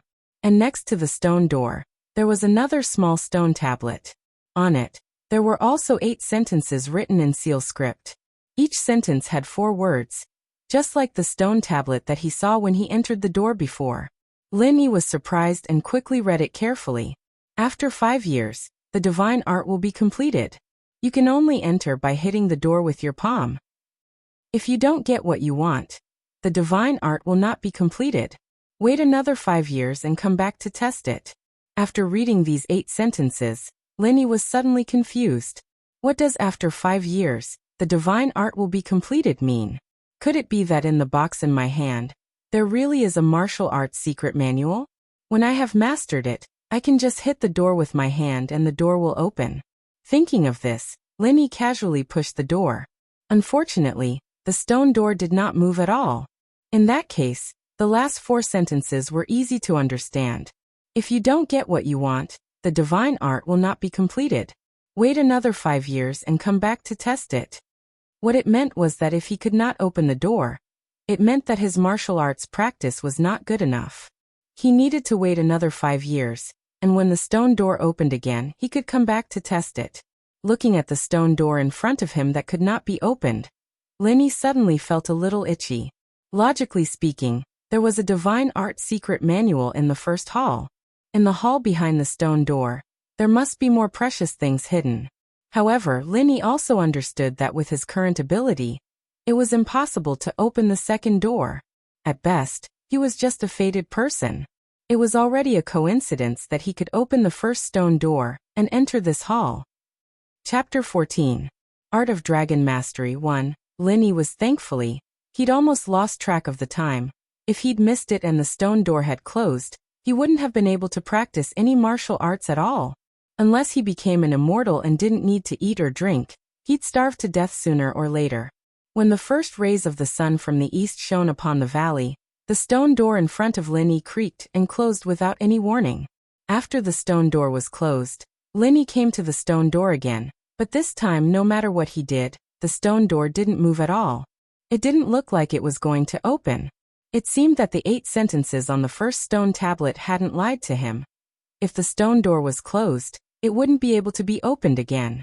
He'd have to wait 5 years before he could open it again. While Lenny was a little disappointed, it was a good thing that he'd gotten his hands on the secret manual. He'd have to go back and study it before making a decision. Are you alright? A familiar voice sounded from behind Lenny. Lenny turned around to find that old Lin had somehow appeared behind him. Fuck. Old man, are you trying to kick me to death? You sent me flying from such a high mountain. Do you really think I'm Superman? Lin Yi's bones were still aching from his fall last night. You're not dead, are you? Old Lin breathed a sigh of relief when he saw that Lin Yi was fine. While he'd been calm on the outside, he was actually quite nervous. After all, Lin Yi had fallen from such a high mountain. While his body had been soaked in his own herbal medicine, old Lin wasn't too sure. I'm not dead, but I'm pretty much dead. Lin Yi hesitated on whether or not he should tell old Lin about what he'd seen and heard, but decided to tell him everything in the end. Old Lin was more knowledgeable after all. Old man, I entered this cave yesterday. Lin Yi said, pointing at the stone door not far behind him. Yes. Old man Lin had already seen the box in Lin Yi's hand, and knew that he must have gone to the cave last night. However, now that he heard Lin Yi personally admit it, he was still very happy in his heart. At the very least, Lin Yi did not treat him as an outsider, and he did not raise Lin Yi in vain. Then, Lin Yi didn't know what old Lin meant, so he told old Lin everything he saw and heard after entering the cave. Finally, he handed the box to old Lin and said, "This is the box. Keep it for yourself." Old Lin glanced at the box and said indifferently, "Aren't you going to take a look?" Lin Yi was puzzled. Why didn't old man Lin care about such an amazing thing? It's useless. Old Lin shook his head. Although Lin Yi had a lot of questions, old Lin's "don't ask me, and do whatever you want" attitude made Lin Yi want to say something, but he didn't.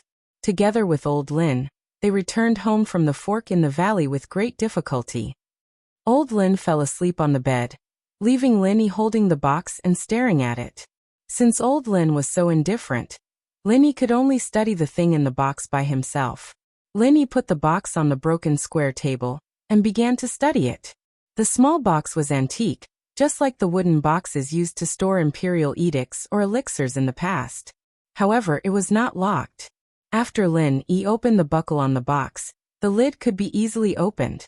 Lin Yi's eyes widened, and his breathing began to quicken. Finally, the lid of the box was opened. Inside was a silk scroll.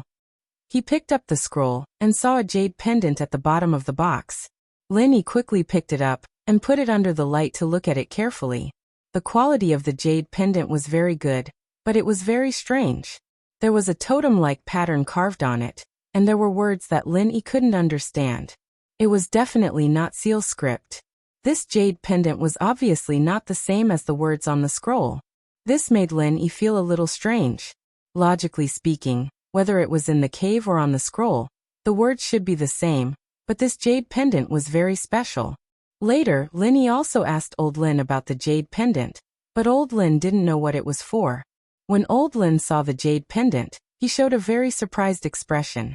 This expression was even more surprised than when he saw Lin take out a box from the cave. Later, Lin could only rely on his own deduction to guess that this jade pendant was used for training, so he always wore it on his body. Lin carefully opened the scroll, but he was slightly disappointed. The scroll was very thin, only a silk handkerchief. However, Lin had read those martial arts novels, and he understood that the powerful secret manuals did not depend on the number of words. Mei Chaofeng's 9 white bone claw could be written on a piece of human skin. Therefore, Lin still read the scroll with a very hopeful attitude. The words Art of Dragon Mastery were immediately reflected in Lin Yi's eyes. The same words, the same as the words on the stone tablet in the main hall of the cave. However, under the title of these words, there was a line of small words. First stage, Heavenly Silkworm. Then came the main text. Mortals are like ants, how can they change the great Tao and control the world? Lin quickly scanned the main text. The first stage was divided into early, middle, and late stages. However, on this page, there was only the first stage of the Art of Dragon Mastery. Of course, Lin would not be stupid enough to think that the Art of Dragon Mastery was only the first stage. Since there was a first stage, there must be a second and third stage. As for where the rest of the scrolls were, Lin did not know. Perhaps it was in the stone door at the back of the main hall, or perhaps somewhere else. Everything had to wait until he completed the first stage of the Art of Dragon Mastery, before he could make any other plans. Although the introduction of the Art of Dragon Mastery was hard to understand, the process of practicing it was very detailed, and there was even a diagram of the human body's acupuncture points for reference. This was not a difficult thing for Lin, who had been practicing martial arts since he was a child. At this moment, Lin did not think too much about it, and began to practice the first stage of the Art of Dragon Mastery, the Heavenly Silkworm Scroll. It was precisely because Lin was still young that he did not have any reservations, and thought that he could defeat Old Lin if he practiced a more advanced martial art. From the start, he did not even consider whether practicing this would conflict with his current martial arts, or whether it would cause him to go berserk. Chapter 15. Chapter 15, Adult Channel. Old Lin, on the other hand, allowed Lin to train in the Art of Dragon Mastery. He didn't give any guidance, but he didn't interfere either, allowing Lin to develop as he pleased. But after practicing the Art of Dragon Mastery, Lin felt that his body's strength had increased noticeably, but his martial arts didn't seem to have changed much. No matter what, he wasn't Old Lin's match. Old Lin was like a boss in a game. When Lin grew stronger, he grew stronger. When Lin grew weaker, he grew weaker. It was something that made Lin rather depressed. If Lin had to point out something that had changed, it would be that his senses were much sharper than before. His sight and hearing were much sharper than before. Day after day, year after year, Lin had basically mastered the first stage of the Art of Dragon Mastery without anyone's guidance. 5 years passed in the blink of an eye. It was another full moon night, and Lin once again entered the cave at the foot of West Star Mountain. Unfortunately, this time, Lin didn't open the stone door at the back of the hall. Lin wasn't surprised by this result. He knew that he hadn't broken through the first stage of Celestial Cocoon. There was no progress after mid-stage. While Lin told Old Lin what had happened to him, the old man only smiled and shook his head, expressing that there was nothing he could do to help. It was almost time for the second 5 years, and Lin was getting more and more anxious. It had been so many years, and he was still stuck at the mid-stage of the first stage. If this continued, he'd have to return empty-handed. Now Lin understood that the Art of Dragon Mastery he was training wasn't a martial art, but a secret manual similar to that of a cultivator. It sounded a little shocking, but Linny knew that this was indeed what he was cultivating. Recalling Old Man Lin's strange actions on the night of the first full moon, Linny even suspected that all of this was premeditated by Old Man Lin. Old Man Lin had purposely set up a trap to kick him off the West Star Mountain, and then enter the stone door. Otherwise, why did Old Man Lin have to test his martial arts in the middle of the night of the full moon? Even if he wanted to take the exam, there was no need to go to the top of the mountain, right? Even if he ran to the top of the mountain, you can't kill him, right? Even if they wanted to kill him, they couldn't have kicked him to the entrance of the cave so coincidentally, right? Fine, even if he coincidentally kicked him to the entrance of the cave. Why did Old Lin wait until he came out of the cave before looking for him? When he told Old Man Lin what he had seen and heard, Old Man Lin's indifferent expression made it seem as if he already knew what was going to happen.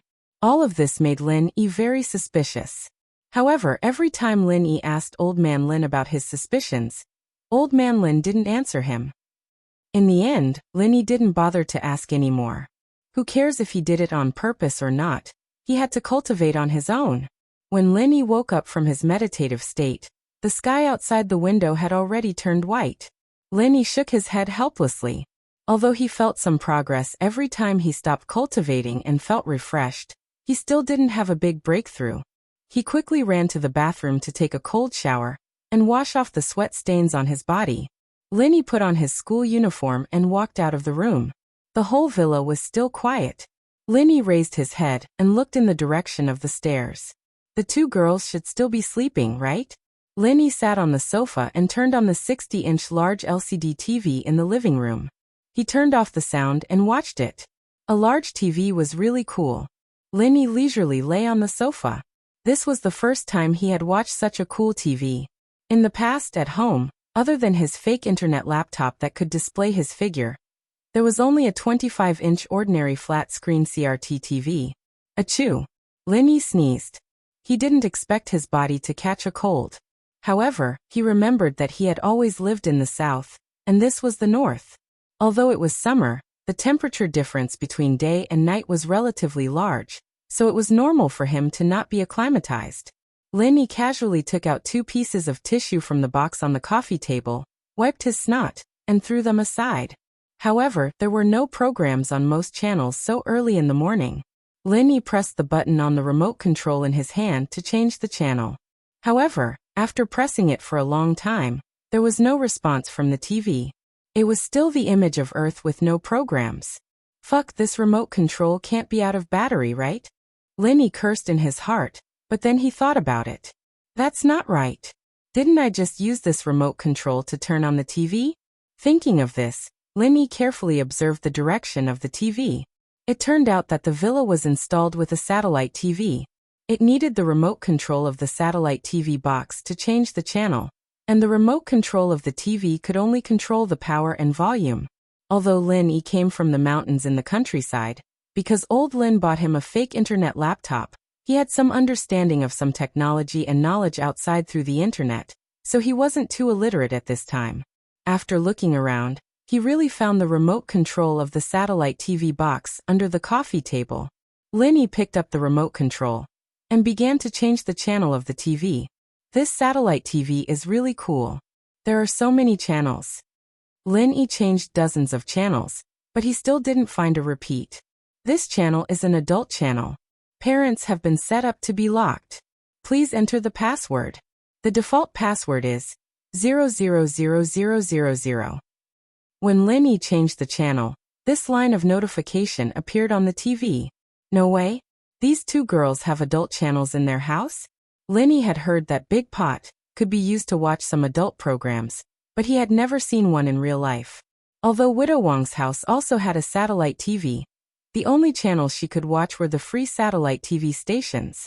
Adult channels like this were impossible to watch. Lin Yi's heart itched. He didn't know if it was the password set by Chu Pengjian, or was it Miss Mengyao, or was it Yushu? Yes, it was very possible.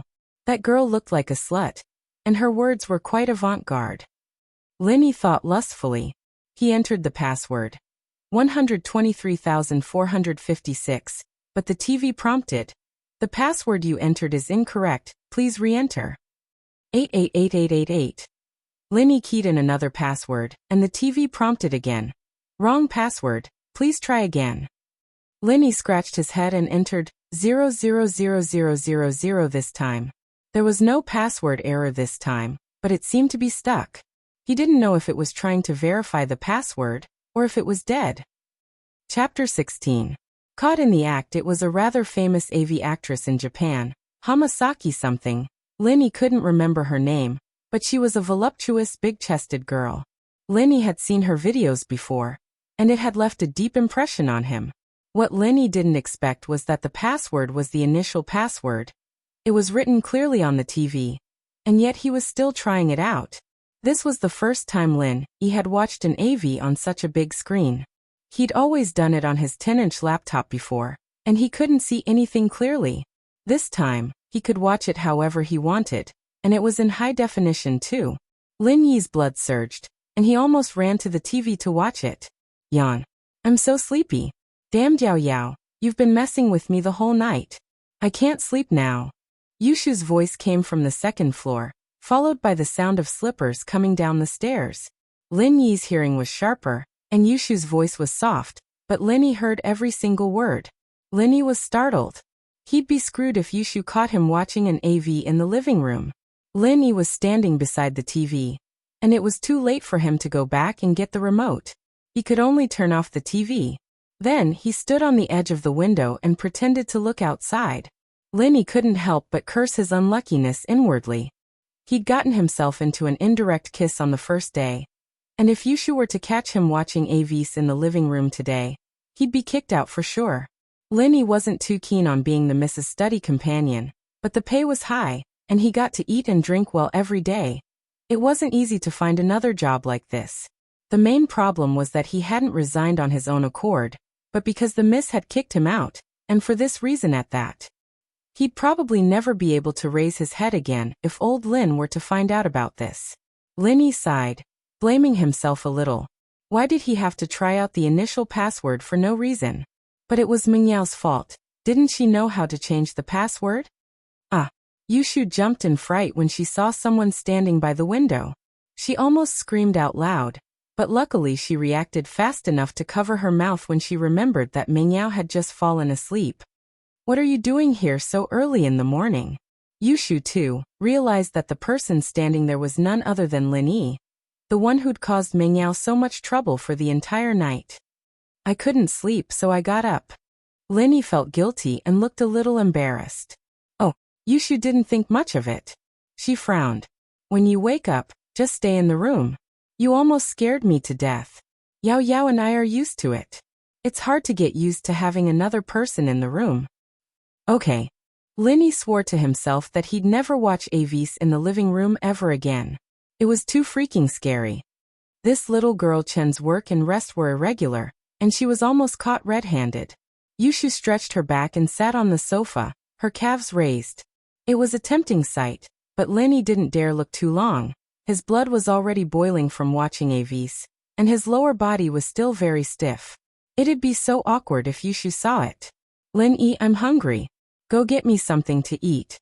Yushu ordered lazily. Me? Get me something to eat.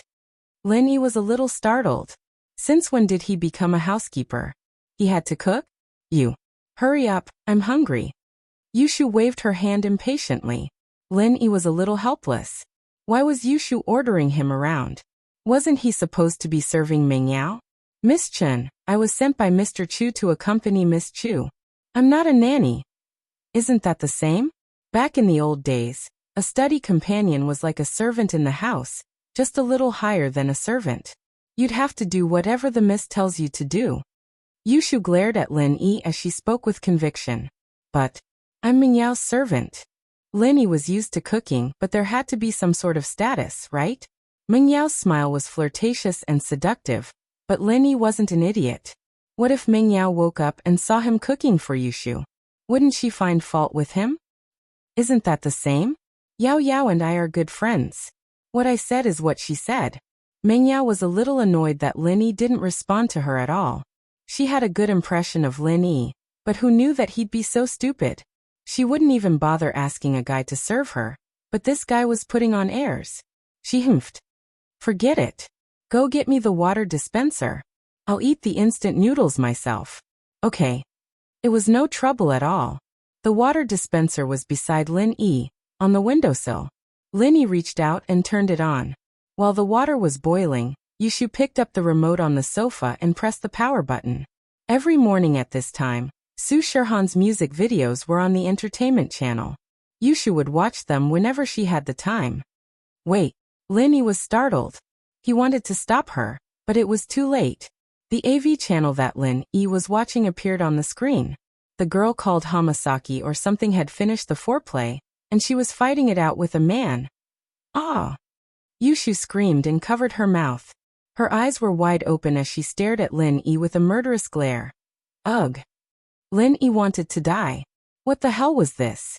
Who was playing with people like this? He hadn't even looked at it a few times, and he was already caught red-handed. Wasn't he just too unlucky?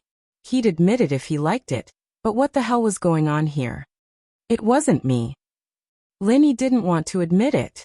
Lin Yi, how could you watch something so obscene? Yushu was about to explode. Wasn't this Lin Yi a little too immoral? No wonder he woke up so early in the morning. He'd come to the living room to watch the AV channel. I told you it wasn't me. Lin Yi said innocently. He'd clicked on this channel by accident. If you didn't want people to see it, you shouldn't have opened this channel. Wasn't it there for people to see? Chapter 17. Injustice, Part 2. Lin Yi wasn't expecting Yushu to remember it that clearly. There was no point in denying it now. He lowered his head and admitted it. Alright, it's an accident. I keyed in a random password out of curiosity. I didn't think I'd get into this channel. I didn't watch it. I turned it off when I saw it was this channel. Really? Yushu naturally didn't believe him. She looked at Lin Yi suspiciously. Of course it's true. Lin Yi said with a wronged look on his face. He was basically telling the truth. Yushu humphed coldly. She didn't want to argue with Lin Yi on this topic, either. She picked up the remote from the coffee table, and was about to change the channel, when her eyes stopped on a ball of toilet paper on the coffee table. The toilet paper wasn't wrapped tightly, and there was some sort of sticky liquid inside. What's this? Yushu's face went green as her voice started shaking. Good Lin Yi, you're actually in Yao Yao's house, watching porn videos and doing something so despicable. What's wrong with me? Lin Yi blinked as he followed Yushu's line of sight to the coffee table. He remembered something when he saw the ball of toilet paper he'd used before. Fuck, it couldn't be that unlucky, could it? Lin Yi knew that Yushu must have misunderstood the situation. That ball of toilet paper, that sticky thing, and the AV video he'd watched. It was only natural that people would suspect something. Lin Yi felt like he'd been wronged. What the hell was going on? Don't get the wrong idea. I've just come to the north, and I'm not used to the climate here. I've got a cold, and this is the paper I used to wipe my snot. You can look at it yourself if you don't believe me. Lin Yi said as he picked up the ball of toilet paper from the coffee table. Take it away. Yushu screamed. I don't want to see something that disgusting, Lin Yi, you bastard. Lin Yi felt a little awkward, but there was nothing he could do about it. Yushu didn't believe him, and he couldn't just force her to see it, could he? She could only take the tissue away resentfully. Believe it or not, I'm really not. Yushu rolled her eyes as an idea came to her. I've changed my mind. I don't want instant noodles anymore. Go cook for me. Huh. Lin Yi was stunned and asked, why? Because I have your secret in my hands. If you don't go, I'll tell Uncle Chu that you've been fucking in front of the TV at home, scaring both Yao Yao and me. Yushu smiled evilly. A few black lines appeared on Lin Yi's forehead. He was wrongly accused. But how was he going to reason with this matter? If the old man found out, his life would be over. Lin Yi took 2 deep breaths and gritted his teeth. You win. Ruthless? Not as ruthless as you. You can even do something so shocking. Yushu didn't back down at all. Lin Yi was a little speechless. Although he admitted defeat, he didn't forget to take revenge on Yushu. But do you dare to eat the food made by my hands? Oh, no problem.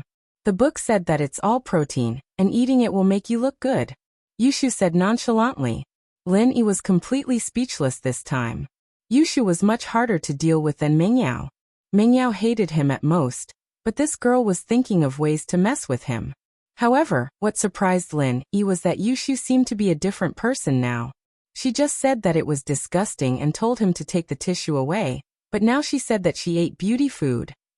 What do you want to eat? Lin Yi asked. Anything is fine. I don't know what's in the kitchen.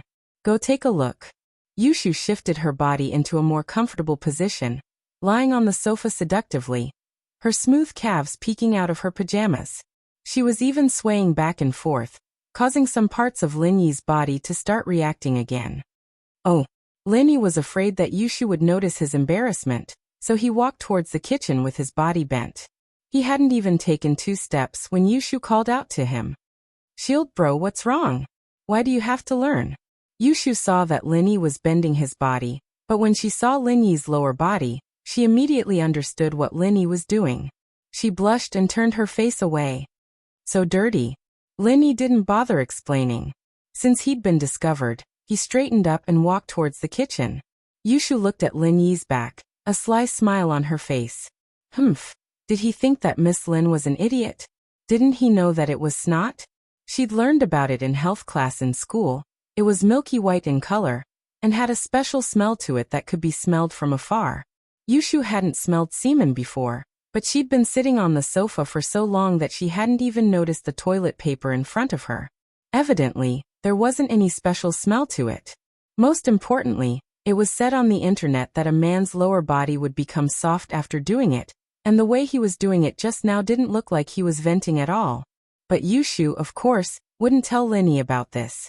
She'd use this as leverage to blackmail Lin Yi. Humph, let's see if he'd dare disobey her next time. Having a free follower was great. Yushu smelled the aroma coming from the kitchen, and felt that her decision had been a wise one. Lin Yi was surprised when he entered the kitchen. The facilities here were quite good, much better than the big stove he had back in the village. Everything was so modern. He saw a cute little apron hanging on the wall. It was a SpongeBob SquarePants pattern, but it looked very new. It shouldn't have been used much. Thinking about it, these 2 girls were well taken care of. It was impossible for them to cook by themselves. Lin Yi put the apron on and started looking for ingredients in the kitchen. There were tomatoes, spinach, celery, and some other vegetables in the cabinet. There were also some eggs, but the amount was small. Faubert probably prepared it for Mingyao just in case. He didn't know if Mingyao would cook for him or not, but as Pengzhan's most trusted person, Faubert would naturally take everything into consideration. He looked at the staples. There was flour and rice. Lin Yi planned to make some noodles with the flour, and make some plain noodles. He was hungry anyway. Chapter 18. Eat, and you'll get used to it. Lin Yi got to work on the soup after he was done. In fact, it wasn't like a restaurant where one could boil a big pot of soup and store it for backup every day. Lin Yi's soup stock was a box of kalu soup broth he'd found in the cupboard, a concentrated type of soup stock. It was the first time Lin Yi had seen something like this, but it didn't look bad at all. The aroma wafted through the air as soon as it was put into the pot. Lin Yi stir-fried the vegetables in the soup, added the seasonings, and added some water. It didn't take long for the soup to be ready. On the other hand, Lin Yi wasn't idling around too. He boiled a pot of water and put the ramen in. He flipped it open and scooped out the noodles, placing them into 2 bowls before pouring the broth over them. 2 bowls of fragrant Yangchun noodles were done. Strictly speaking, Lin Yi's Yangchun noodles weren't made according to the standard procedures, but it had a different flavor to it. His old man loved Lin Yi's noodles the most. There were still some noodles left in the pot, and Lin Yi estimated that 1 bowl would be enough for Yushu. The leftovers were just enough for him to eat. Are you done? Yushu couldn't help but swallow as she smelled the aroma. She put on her slippers and stomped into the kitchen, calling out to Lin Yi. Yep, I was just about to call you over. Lin Yi said as he took off his apron and hung it on the side. Yay, you used Yao Yao's apron. Don't let her know. Yushu said as she looked at the apron on the wall. I'll keep it a secret since you're cooking for me. Lin Yi was a little puzzled. Since when did Yushu become this nice? But on second thought, he realized that Yushu was a really bad person. He could tell from the gloating look on Mingyao's face when she drank his water yesterday. She probably didn't have any good intentions this time, but what she thought had nothing to do with Lin Yi. As long as Mingyao didn't use this opportunity to cause trouble for him, he'd be fine as long as he stayed at her side. Yushu frowned at the fact that Lin Yi was eating in front of her. It made her a little uncomfortable to see a man eating in front of her. But when she thought about the fact that Lin Yi was the one who made all these fragrant noodles, it didn't seem right to chase him away. She held it in and decided to fill her stomach first. Yushu had never tasted noodles this good before. She usually went to school with some milk or instant noodles in the morning, and this was her first time eating handmade ramen like this. Yushu, on the other hand, was afraid that Lin Yi would get cocky. She didn't say it out loud though, as she kept her head down to finish the noodles in front of her, ignoring Lin Yi. Lin Yi was even happier that Yushu wasn't paying attention to him. He'd been worried that the girl would find fault with him again. He finished the noodles in his bowl like a whirlwind, and went to get a second bowl. But he remembered Yushu when he got to the pot. "You still want to eat?" "It's fine." Yushu shook her head. "Go get me a glass of water. Isn't there a drink behind you?" Lin Yi said as he pointed at the freshness cabinet behind Yushu before getting himself a bowl of noodles. "It's not good to drink fruit juice in the morning. Drinking plain water is healthier. Why do you have so much nonsense to say? Are you coming or not?" Yushu glared impatiently. "Fine." Lin Yi put the noodles on the table and went to the living room to get Yushu a glass of water. He couldn't help it. The other party had a handle on him. "Where's your glass?" Lin Yi was halfway there when he remembered that he didn't see Yushu's glass. How was he supposed to get her a glass of water? "Oh, in the cabinet under the water dispenser. The pink one is mine," Yushu said. Lin Yi nodded and walked to the water dispenser. I'm so sleepy, that damn alarm clock." Mingyao yawned as she walked downstairs in a daze. She hadn't had a good night's sleep, and she'd spent the first half of the night thinking about how she'd lost her first kiss. She'd cried and complained to Yushu for half the night, and when she finally fell asleep, she wasn't as sad about what happened yesterday anymore. However, Mingyao felt that she hadn't slept for long before she was woken up by the alarm clock. She didn't want to wake up at first, but she remembered that she had to go to school today. Mingyao was a little puzzled when she realized that Yushu wasn't by her side. She'd been talking to her the whole time. But didn't Yushu sleep really late? Why was she up so early? She smelled the aroma of rice when she got downstairs. Mingyao didn't eat much last night, and she vomited out everything she ate. Her stomach was empty, and she started drooling as soon as she smelled the aroma. "Shu, what did you eat? It smells so good. Why didn't you wake me up?" Mingyao ran to the dining room and saw Yushu finishing a bowl of noodles, and in front of her was a steaming hot bowl of noodles. She was delighted. "Ha, I knew you wouldn't forget me, Shu. You even prepared a portion for me. Thank you." Yushu was drinking the noodle soup when she heard Mingyao's words. She was about to say something when she realized that Yushu had already picked up her chopsticks and started eating. "Ugh," Yushu sighed. She wanted to say something but stopped. She thought, "Don't blame me. It's your fault for being so fast. I haven't even said anything, and you're already eating it. It smells so good, so delicious." Mingyao was really hungry. She couldn't put down her chopsticks after a mouthful of noodles. She praised as she ate. "Shu, where did you buy this?" "I didn't buy it. Shield Bro made it." Yushu shrugged and looked at Mingyao with sympathy. She couldn't bear to hurt Mingyao's weak heart anymore. "Ah." Mingyao was shocked. "He made it. I don't want to eat his food." She put down her chopsticks as she spoke. Yushu thought, "What's the point of saying that you don't want to eat it now? But it's good that you ate Lin Yi's saliva yesterday, so it doesn't matter today. You'll get used to it after eating it." "Haha," Yushu thought evilly. Who doesn't like food? I'll eat it." Mingyao put down her chopsticks, salivating. She couldn't say no to the delicious noodles in front of her. She picked up her chopsticks again. "Eating his food doesn't mean I'll forgive him. I just didn't eat anything last night, and I'm hungry. This noodles is just SOSO, right, Shu?" Chapter 19. Chapter 19. Wait, your water.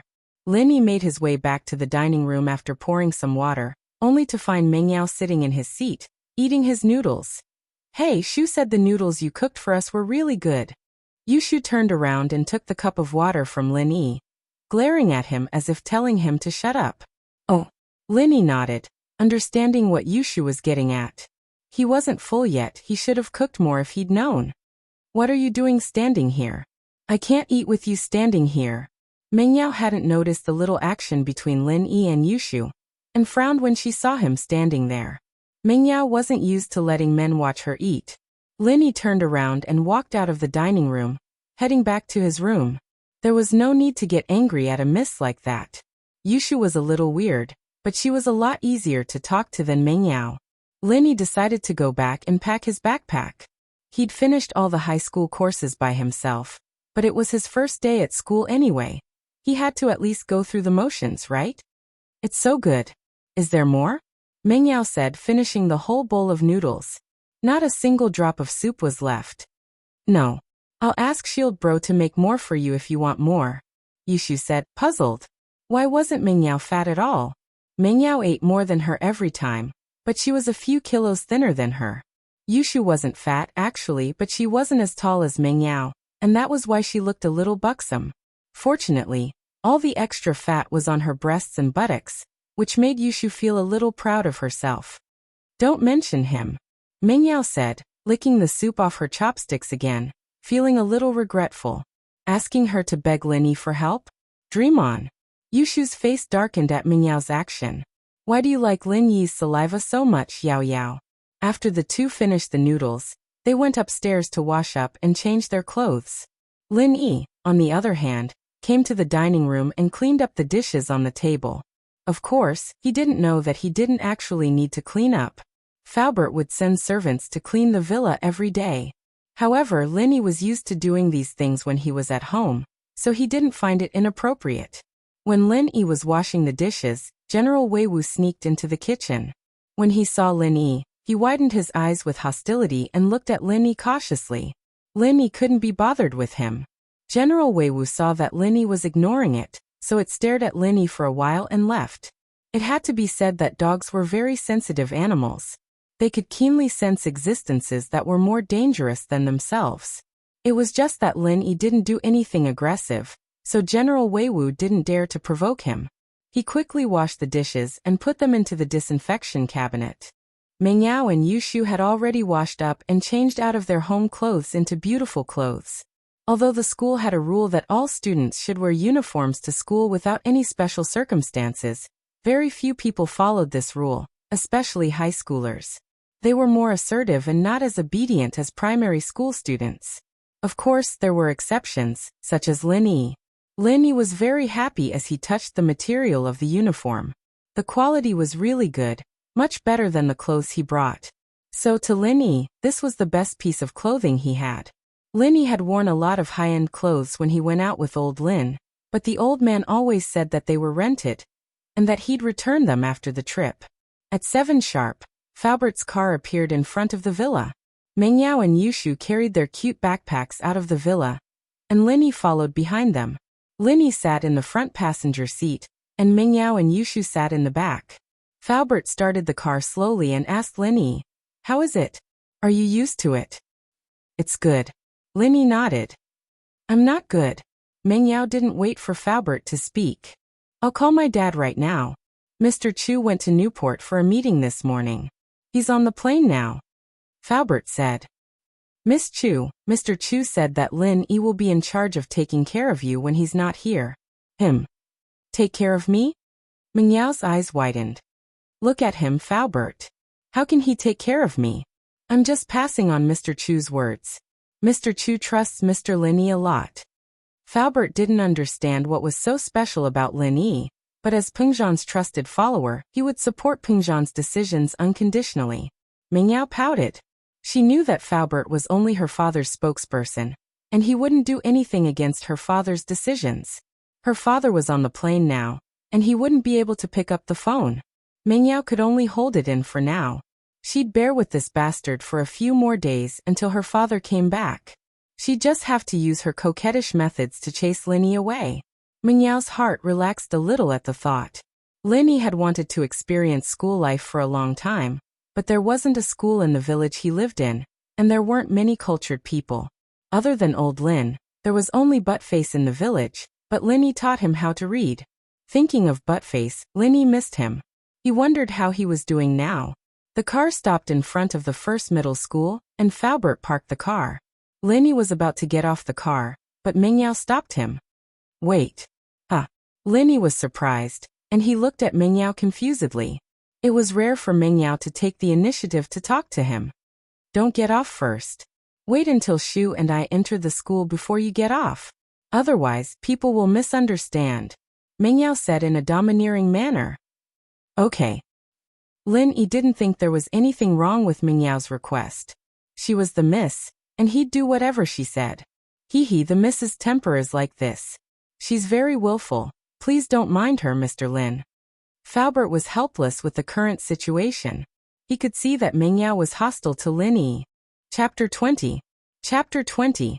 The director's braid. This was the question Lin Yi had been thinking about since yesterday. Rather than a study partner like him, Pengzhan might as well have hired a high-level tutor for Mengyao. Besides, with Mengyao's status, grades weren't that important anymore. She'd get into a university no matter what, and even if she didn't make it, she'd still be able to get into one of the top universities with Pengzhan's connections. You saw it too? Faubert wasn't expecting Lin Yi to think of these things so quickly. So that's how it is? Lin Yi asked. I don't really understand what Mr. Chu means actually. Faubert sighed. I'm the closest person to Mr. Chu, but some of his deeper meanings aren't something I can understand. Lin Yi rolled his eyes at Faubert's pointless explanation. But Mr. Chu told me to tell you to take good care of the miss and not think too much about it. Faubert repeated Pengzhan's words to Lin Yi. Give her as much love as you can. She's been lacking love since she was young. Lin Yi was speechless. What the hell was this family doing? Lacking love? He could give her love? What kind of joke was this? Lin Yi hadn't seen Mengyao yesterday, and he didn't like the idea of Pengzhan looking for a son-in-law at all. But after seeing the young and pretty Mengyao, he realized that it wasn't that bad after all. But would Mengyao even fall for him? She'd hate him more than enough, wouldn't she? Still, Lin Yi didn't say much to Faubert. He only nodded and got out of the car. Did you find out who that laborer was? Pinliang asked with a frown as he rubbed his swollen butt. The man was the reason he hadn't been able to lie down and sleep the whole night. Nope, Naipeo and I went to a couple of construction sites last night, but we didn't see this guy. Xiaofu shook his head. Liang bro, maybe he hasn't started working yet? No matter what, we must find this person. Motherfucker. How dare he kick me? I won't let him go. Zhongping Liang said fiercely. Yes, brother Liang. Gao Xiaofu hurriedly promised. Lin Yi carried his school bag and entered the school. This feeling was so good that it made Lin Yi feel infinitely good. This was campus life, the legendary birthplace of first love. Lin Yi's bag was one of those black bags the school gave him. It was very rustic, and most of the students, like Mengyao and Yushu, had switched to their own beautiful bags. Only the poorer students would dress like Lin Yi. He was wearing his school uniform and carrying the school's free school bag. How sharp was Lin Yi's eyes. He saw Zhongping Liang and the others as soon as he entered the school gates. Wasn't this the guy who'd been bothering Mengyao yesterday? But since he didn't bother Lin Yi didn't bother with him. He walked right past them. Liang bro, why did that guy look so familiar? Naipeo said as he looked at Lin Yi's back. I'm talking business here. Why do you care if he looks familiar or not? Zhongping Liang frowned impatiently. Liang bro, I think he looks familiar too. It's like. Xiaofu rubbed the back of his head, as if he was thinking hard. Like what? Can't you just say it already? Zhongping Liang cursed. It's that guy who kicked you yesterday. Naipeo yelled. That's right, Liang bro, it's that guy. I remember now. Really? Zhongping Liang's eyes lit up upon hearing that it was the guy who kicked him yesterday. What are you waiting for? After him. After him. Xiaofu and Naipeo chased after Lin Yi. Lin Yi took his file to the school's dean's office. Pengzhan had arranged everything beforehand, and he only needed to report himself. Lin Yi knocked on the door, but no one came to open it for him. He looked at his watch. It was 7:15, and classes started at 8. Perhaps he was a little early. With that in mind, Lin Yi leaned against the door, waiting for the dean to arrive. Ah. A soft moaning sound entered Lin Yi's ears. Lin Yi's hearing had become extremely sensitive ever since he started practicing the art of dragon mastery. He couldn't say that he had clairvoyance, but he could at least hear a lot of sounds that others couldn't. Lin Yi frowned as the sound came from the dean's office. Wasn't there no one here? But Lin Yi seemed to have understood something, and smiled faintly. At 8 sharp, the door to the dean's office opened, and a charming woman in her 30s carefully poked her head out of the office. She jumped when she saw Lin Yi. What are you doing here? Lin Yi found it funny. She was having an affair, so why did she have to make it so obvious? It would be strange if people didn't suspect it. I'm looking for the dean, Lin Yi said faintly, not bothering to expose her. Oh, the dean is inside. The woman tried to calm herself down and said to Lin Yi, you can go in. Lin Yi nodded and walked into the office. A balding middle-aged man was sitting at the desk, looking like an old scholar. Lin Yi found it funny. What do you want? Wang Jifeng didn't expect that a student would come in to look for him as soon as his lover went out. I'm Lin Yi here to report. Lin Yi took out his file and handed it to Wang Jifeng. Oh, Lin Yi, I know. Wang Jifeng nodded. This student was personally arranged by the board of directors. How could he not remember?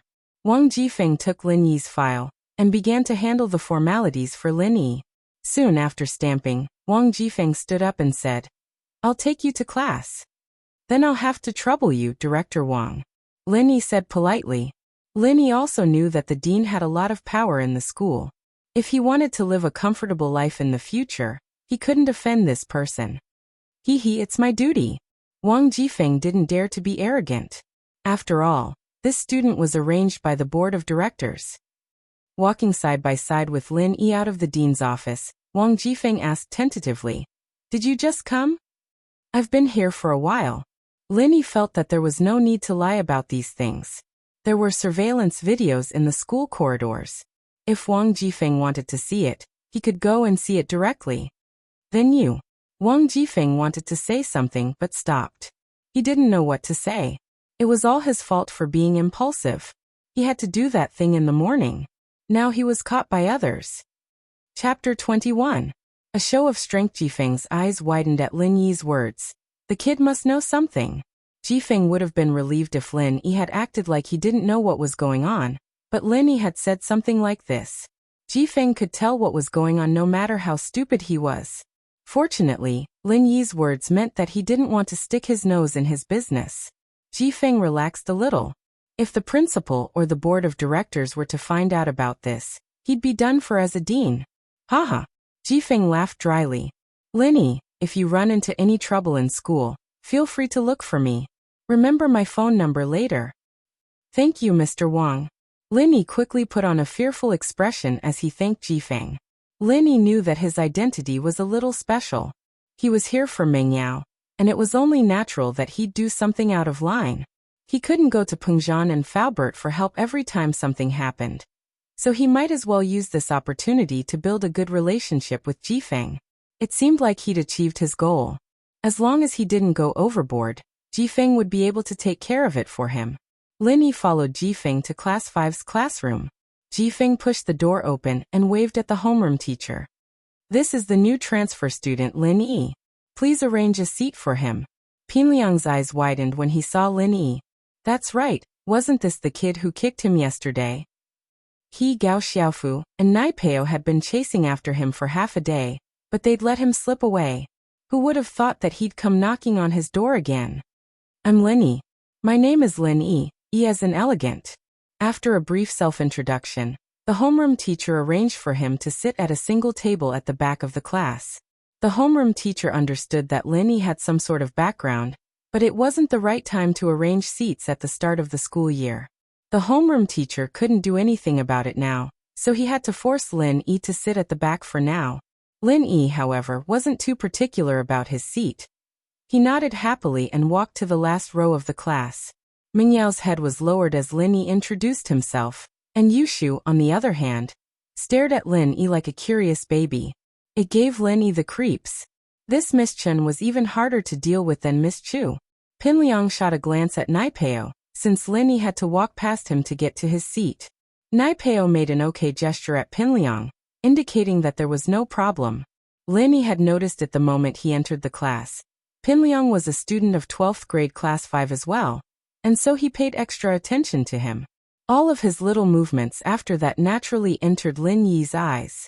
When Linny walked past Naipeo, the latter raised his right leg, intending to send Linny tumbling.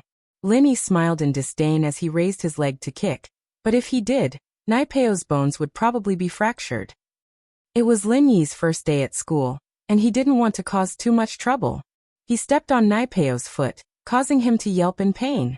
"Ah, what's this?" Linny looked at Naipeo, not knowing what was going on. "Sorry, I stepped on your foot." "Zhang Naipeo, do you have a problem?" The homeroom teacher, Miss Liu, knew what Naipeo was like, but the kid had some background, and he hung out with Pinliang all the time. Miss Liu couldn't say much. It's nothing." Naipeo's face was red from the pain as he shook his head, suppressing the numbness in his foot.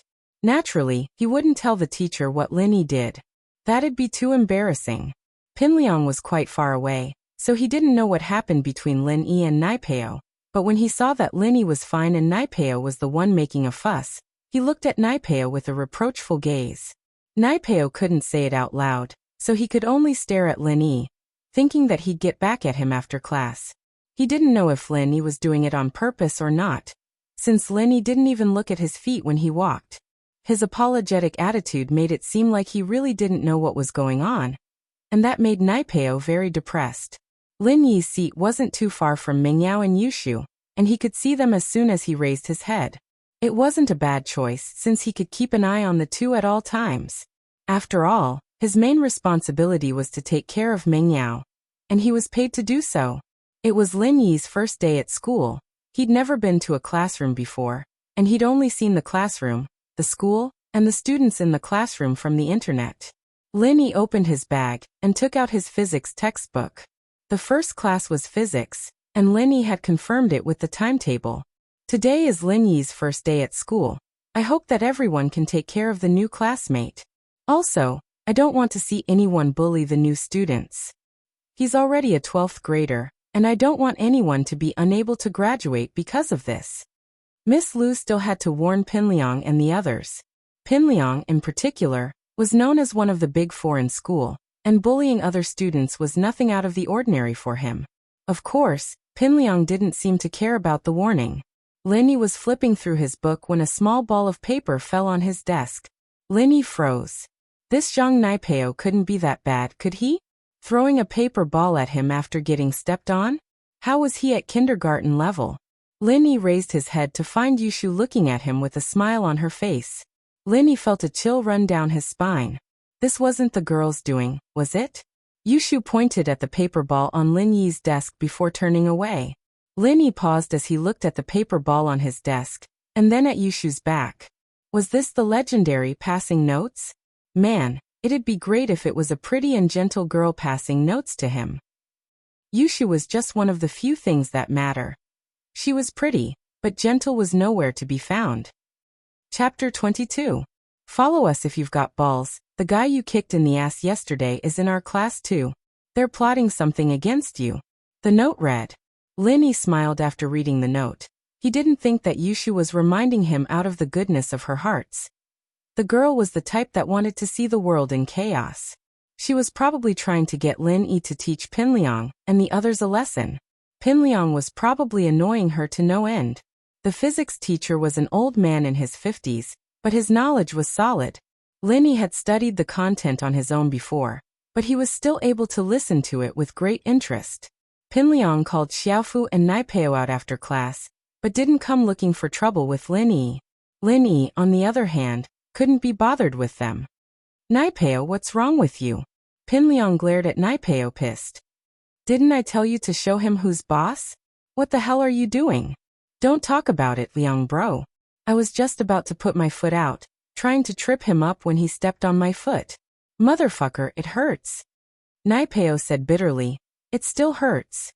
You were discovered by him? Pinliang frowned. He'd just gotten kicked by Lin Yi yesterday, and he knew how strong Lin Yi was. Naipeo must have been in a lot of pain.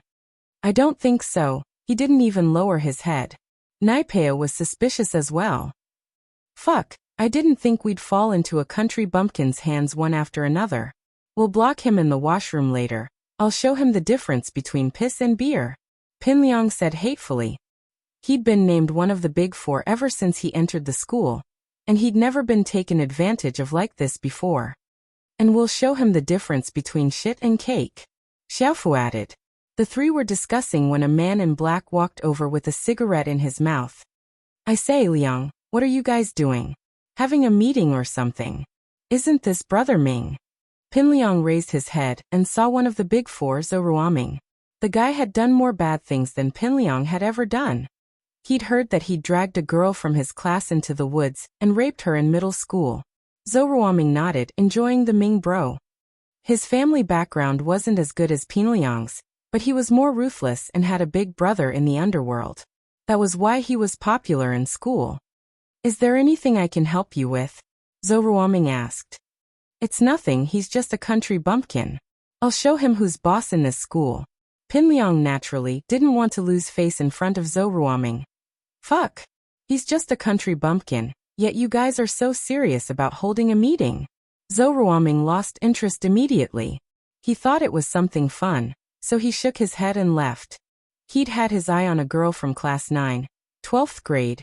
He'd been trying to figure out how to get his hands on her, but that cold beauty was very prideful and aloof. Ruoming was wondering if he should force himself on her.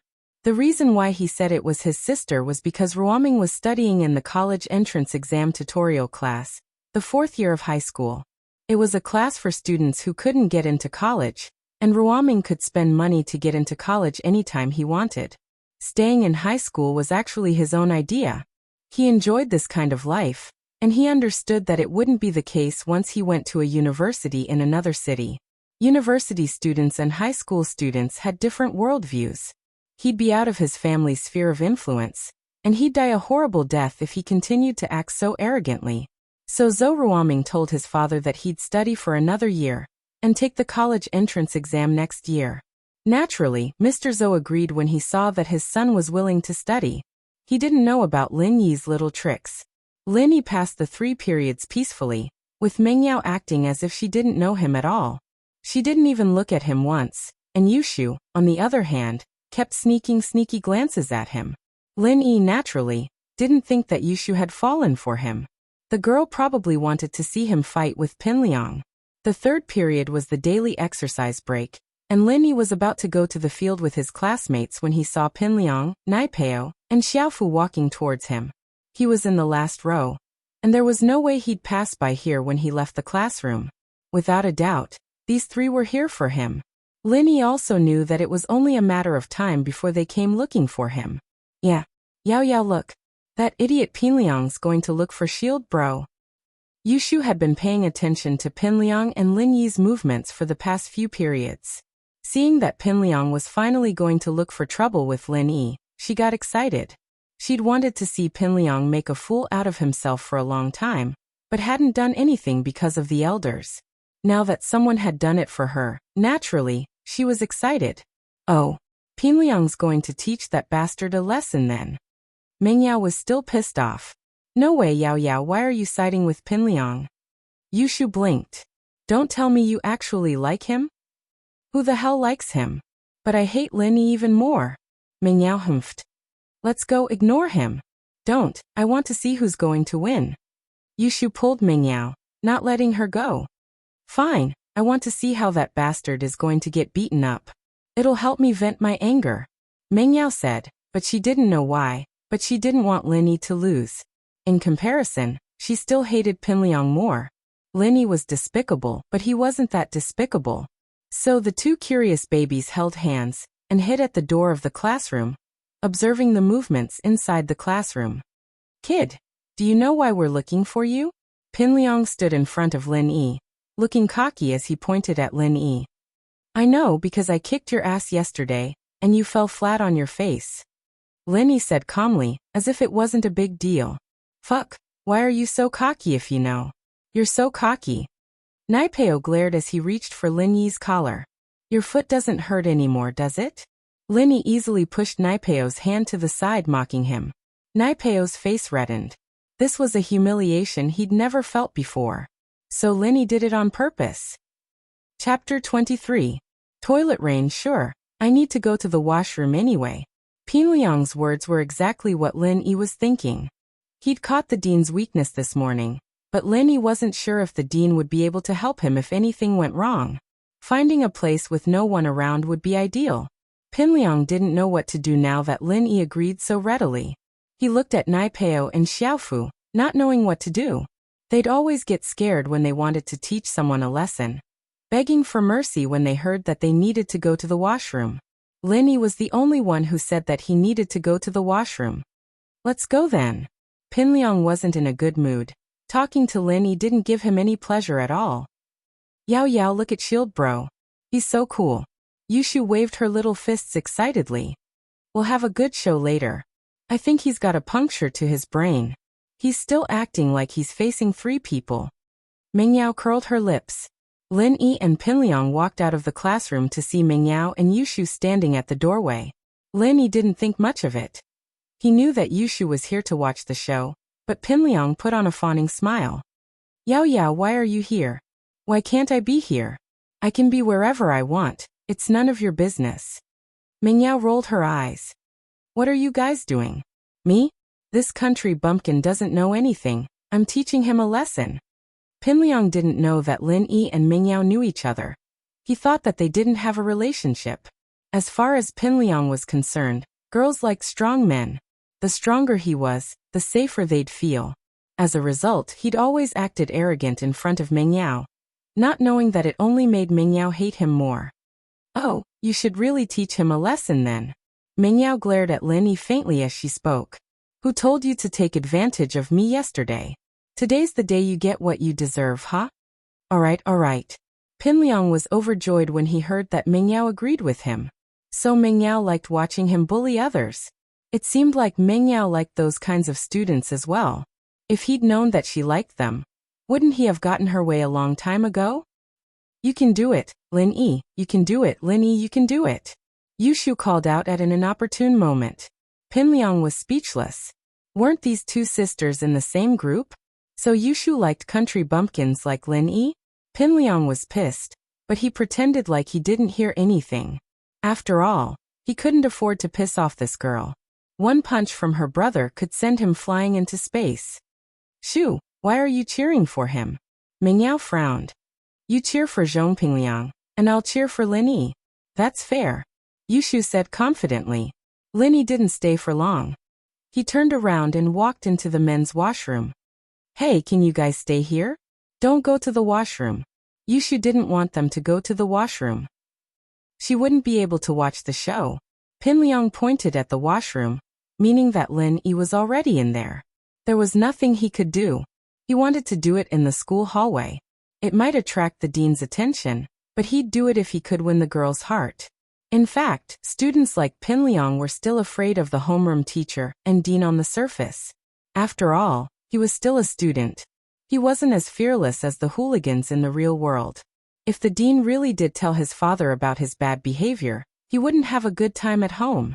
But most of the time, the homeroom teacher and dean would turn a blind eye to young masters like him. They knew that they couldn't study, so they let them be as long as they didn't cause any trouble. Why don't you guys come in and watch? Pinliang said after some hesitation. That's the men's washroom. Yushu pointed at the big men word. Liangyi, you're not asking us to make mistakes, are you? Pinliang didn't like being called Liangyi, but he didn't do anything about it. He smiled. It's fine, everyone's in the exercise break. No one's going to the washroom at this time. We'll go in first. Pinliang was afraid that Lin Yi would run into the washroom and lock himself in, so he quickly ran into the washroom with Naipeo and Xiaofu. Yao Yao, should we go in? Yushu didn't want to miss out on this exciting scene. She wanted to see Lin Yi beat up Pinliang. I don't think that's a good idea. Mingyao hesitated. After all, she'd never been to the men's washroom before. What's wrong with that? Didn't Pinliang say that no one's going to the washroom at this time? Yushu grabbed Mingyao's hand and ran towards the washroom. Man, Mingyao sighed, feeling that something wasn't right. She had a bad feeling about this. Lin Yi really did want to go to the washroom. He drank a big bowl of noodle soup in the morning, and spent most of his time familiarizing himself with the classroom. He didn't have time to go to the washroom. This washroom was quite high class, with its own urinal. It wasn't like the latrines in the village. In fact, back in the village where Lin Yi lived, he could just go to the washroom anywhere. Lin Yi was peeing when he heard footsteps behind him. Lin Yi saw Pinliang, Naipeo, and Xiaofu's silhouettes through the glass on the side. Fuck, this guy's really peeing here? Xiaofu's eyes were wide open. He couldn't help but sigh at Lin Yi's stupidity. Why did it seem like he wasn't afraid of anything? Leave it to me. Pinliang cackled as he ran towards Lin Yi. Lin Yi had kicked him in the butt yesterday, and he was going to pay him back today. People who were peeing were most afraid of being disturbed by the outside world. If they were interrupted right now, they'd be scared out of their wits, and in the worst case, they'd get sick. One had to admit that Pinliang was quite a sinister person. He'd chosen this moment to kick Lin Yi. Not only would he be able to send Lin Yi flying into the urinal, but he'd also be able to scare Lin Yi out of his wits. Pinliang was so happy that his mouth was crooked. He tiptoed towards Lin Yi. Lin Yi had seen Pinliang's actions from the reflection of the glass window. He found it funny. When Pinliang was behind him, Lin Yi turned around abruptly, clenched his teeth, and sprayed a stream of urine at Pinliang. Pinliang panicked. His plan was ruined by Lin Yi in an instant. He quickly dodged to the back. But how could Pinliang compare to the speed at which he peed like a water gun? At the same time, Pinliang felt like it was raining on his face, wet from the spray. The worst part was that he'd opened his mouth wide when he screamed, and now he'd drunk a mouthful of Lin Yi's urine. Pinliang struggled to dodge, but his foot stepped on Lin Yi's urine. He slipped and fell flat on his back. Chapter 24. Impure. The two tiptoed their way to the men's washroom, hoping to see the fight between Lin Yi and Pinliang. They didn't expect to see Lin Yi shooting at Pinliang with a water gun the moment they peeked their heads out. Mengyao was going crazy. What the hell was going on? Didn't Pinliang say that no one was going to the washroom at this hour? What was Lin Yi doing then? Mengyao covered her eyes with her hands. Pervert! She cursed before running away. Yushu, on the other hand, screamed as well, but didn't cover her eyes. She took a few more glances before running off with Mengyao, mumbling to herself as she ran. Men are just like what the books say. They can be big or small, but they can also be big or small. They looked so big this morning, but now they're so much smaller. So weird. Shu, what are you talking about? Mengyao heard Yushu talking to herself and asked, not understanding what she was saying. Nothing. Yushu blushed. She'd be so embarrassed if Mengyao had heard what she said. I can't take it anymore, I'm going to break down. Mengyao ran back to the classroom, panting heavily. How could he do that? How could he show such a disgusting thing in front of me? I'm done. I'm done for, I'm impure now. Yushu curled her lips. Wouldn't she be a slut if she looked at him once? Wouldn't she be considered a slut if she looked at him twice? She wouldn't die if she looked, but Lin Yi was the unlucky one. Yushu tried to calm Mengyao down. Yao Yao, that's the men's washroom, alright? We were the ones who peeked. Mengyao thought about it. She was right. Peeing in the men's washroom wasn't a problem. But it wasn't right for her to peek. Mengyao frowned as she remembered something. Right, you're the one who dragged me there. I didn't. Didn't Pinliang say that no one was going to the washroom at this hour? Yushu naturally pushed the blame onto Pinliang. Geez. Mengyao sighed. She had no choice but to accept her bad luck. She'd never seen anything like that in her life, but there was nothing she could do about it. She'd drunk the drink Lin Yi had drunk from yesterday, and she couldn't blame anyone else. But no matter what, he was determined to kick Lin Yi out of the door. Her life had been pretty peaceful, but ever since this guy showed up, everything had changed. It had only been 2 days, but she was already no longer pure. Not only had she lost her first kiss, but she had also seen something that shouldn't be seen. If he was allowed to stay at home for 2 months, who knew what would happen? Mengyao had made up her mind. She'd talked to her father personally when he came back from his business trip. Even if she had to compensate this bastard for the termination fee, she couldn't let him stay by her side. It was too dangerous. Pinliang's scream didn't affect Linny at all, but Mengyao and Yushu's screams, on the other hand, gave Linny a huge fright. What the hell were these two girls doing in the men's washroom? Linny frowned at the thought. They were screaming when he went to the washroom? They didn't look like a peeping Tom at all. Peeping was important. If you scared the person you were peeping on, then it wouldn't be called peeping anymore. Linny pulled up his pants and walked to the door. Don't go. Naipeo and Xiaofu blocked Linny's way.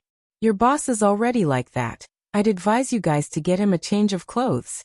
He'll lose all his face when the students come back from their exercise break. Linny said with a wry smile as he looked at the moaning Pinliang in the river of urine. Pinliang's butt was already swollen, and now that he'd fallen flat on his back, the force landed on his butt. It was so painful that he couldn't even stand up. Xiaofu was in a difficult position. Lin Yi's words made sense after all. Reputation was more important than anything else in this school. And if someone were to see Pinliang come out of the toilet covered in piss, he'd become a laughingstock for the rest of his life. This isn't over yet. Naipeo thought that now wasn't the time to mess with Lin Yi. He'd have plenty of chances to deal with him in the future. Just you wait. Whatever. Lin Yi shrugged nonchalantly as he walked out of the washroom. What the hell are you two doing? Hurry up and help me up. Pinliang didn't think much of it at first, but Lin Yi's words scared him. He couldn't afford to lose face like this. Liang bro, you're... Naipeo looked at the wet Pinliang, feeling disgusted. It wasn't water, it was urine.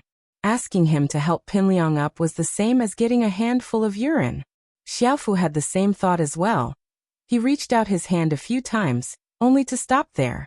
What, you think it's dirty? Pinliang frowned as he reached out his hand, a little pissed off.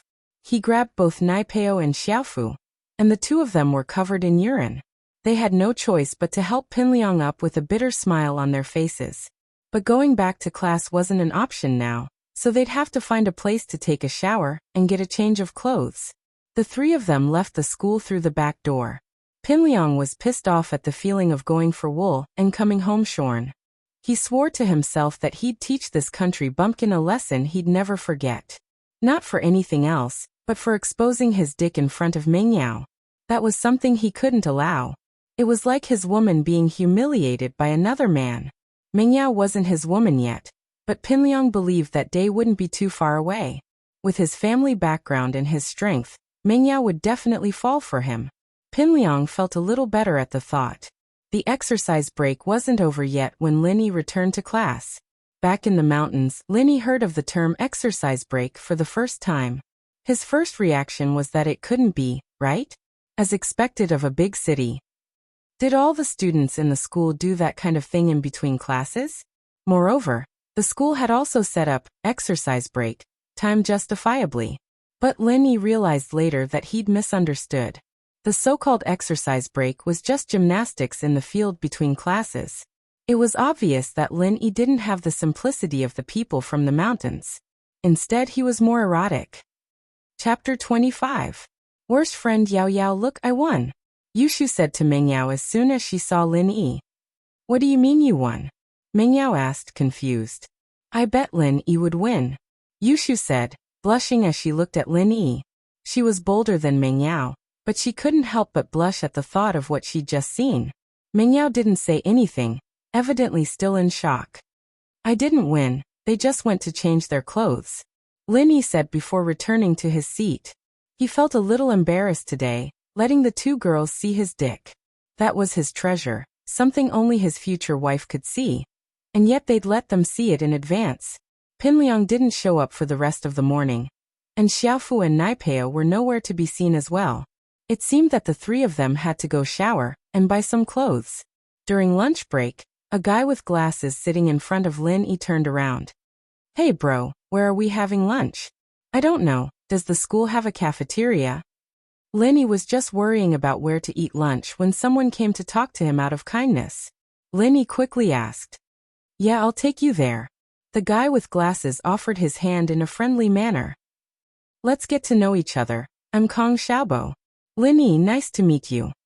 Lin Yi said as he shook Kong Xiaobo's hand. Mengyao and Yushu were nowhere to be seen after class, but Lin Yi didn't have to worry about them. No one could hurt them in school.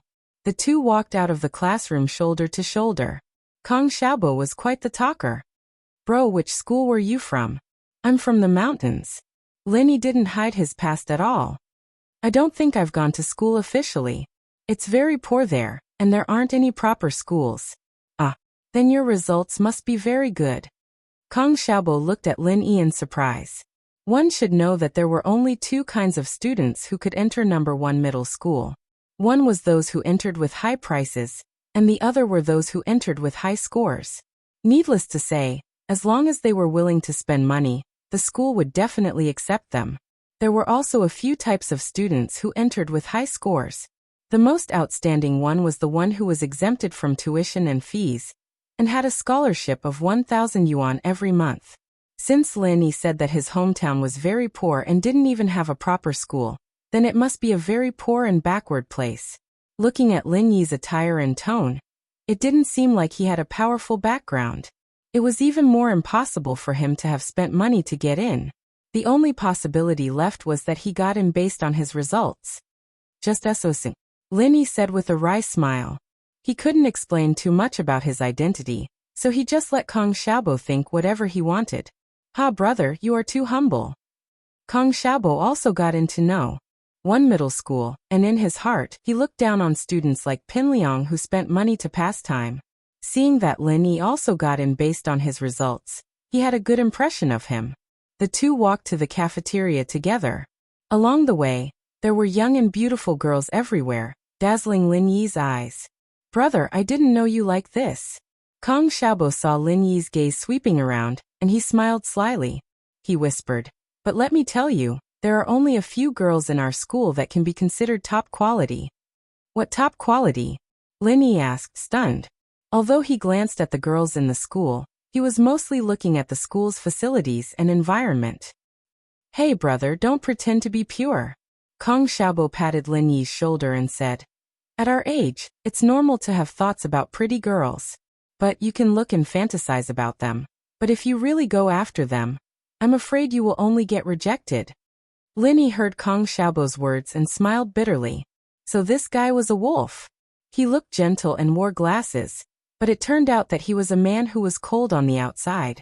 Seeing that Lin Yi didn't say anything, Kong Xiaobo thought that Lin Yi wasn't convinced, so he continued. I say, brother, don't be upset.